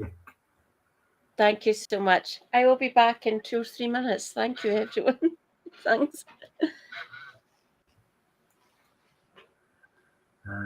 Right, maximize. Oh, there we go. Full screen. While I'm here, I'm going to plug another thing. Sunday Comics. So every Sunday on my YouTube channel, I have a video drops about noon reviewing underground indie comics, which you probably won't even see in your local comic shop. They're so rare. You generally only get them through mail order. Next week I've been reading Defiant, the tale of Vikings versus England, and Colin Matheson's Moments of Adventure short stories. But tomorrow I am reviewing. Oh yeah, here we go.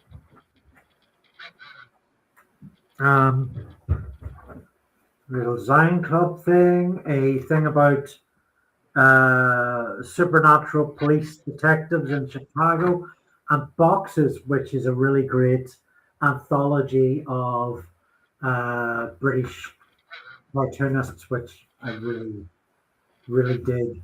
I've also been going through live streams Katie and I have been doing on a Saturday night. And so I wasn't aware that Twitch deletes a live stream after 14 days, which is kind of hell when we put so much work into that. It's some bullshit. So I might to rescue a few of these using something called Twitch Unlocked, and I'll be sharing those in the next week or two. Got like 3 in the bag, and so I put a notification on Katie's Discord and also my own Discord, which is kind of just a quiet sort of space. But if you'd like to join us in there, send us a DM. Yeah, and we can make that happen. So yeah, well done on subbing Katie and sending her Twitch bits. It's good. Bit of critical malice. Yeah. So yeah, boxes, really good. There's this. I'll just tell you now because I'm going to talk about this tomorrow. But it's this comic strip I'm in love with, the Southside Cash Money Concept Club. And it's kind of just about a group of friends who come up with like ideas for really good capitalist ventures. And it's so really funny and really cute. Like Guess Who booster packs. You know the game Guess Who? So you could have like Guess Who politicians or Guess Who supernatural beings. Let's go in and slot those, or Elf on the Shelf disposal service. I can't quite remember what that's about. There's one about like telling kids the truth about Santa. That's a good, proper capitalist idea, right? So yeah, some really good stuff in here. So Sunday Comics on YouTube.com/@AndrewLuke tomorrow morning at 12 UK time. I hear Katie returning. I hear Katie crows. Oh.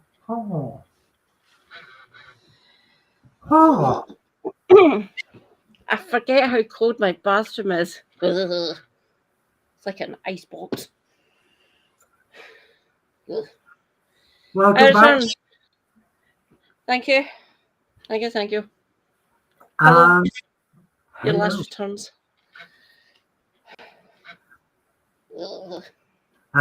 Thanks everyone for joining me, and I'll see you on the internet. Thanks again, Katie. Thanks, chatters. You're welcome, Andy. That was amazing. Thanks. See you in chat.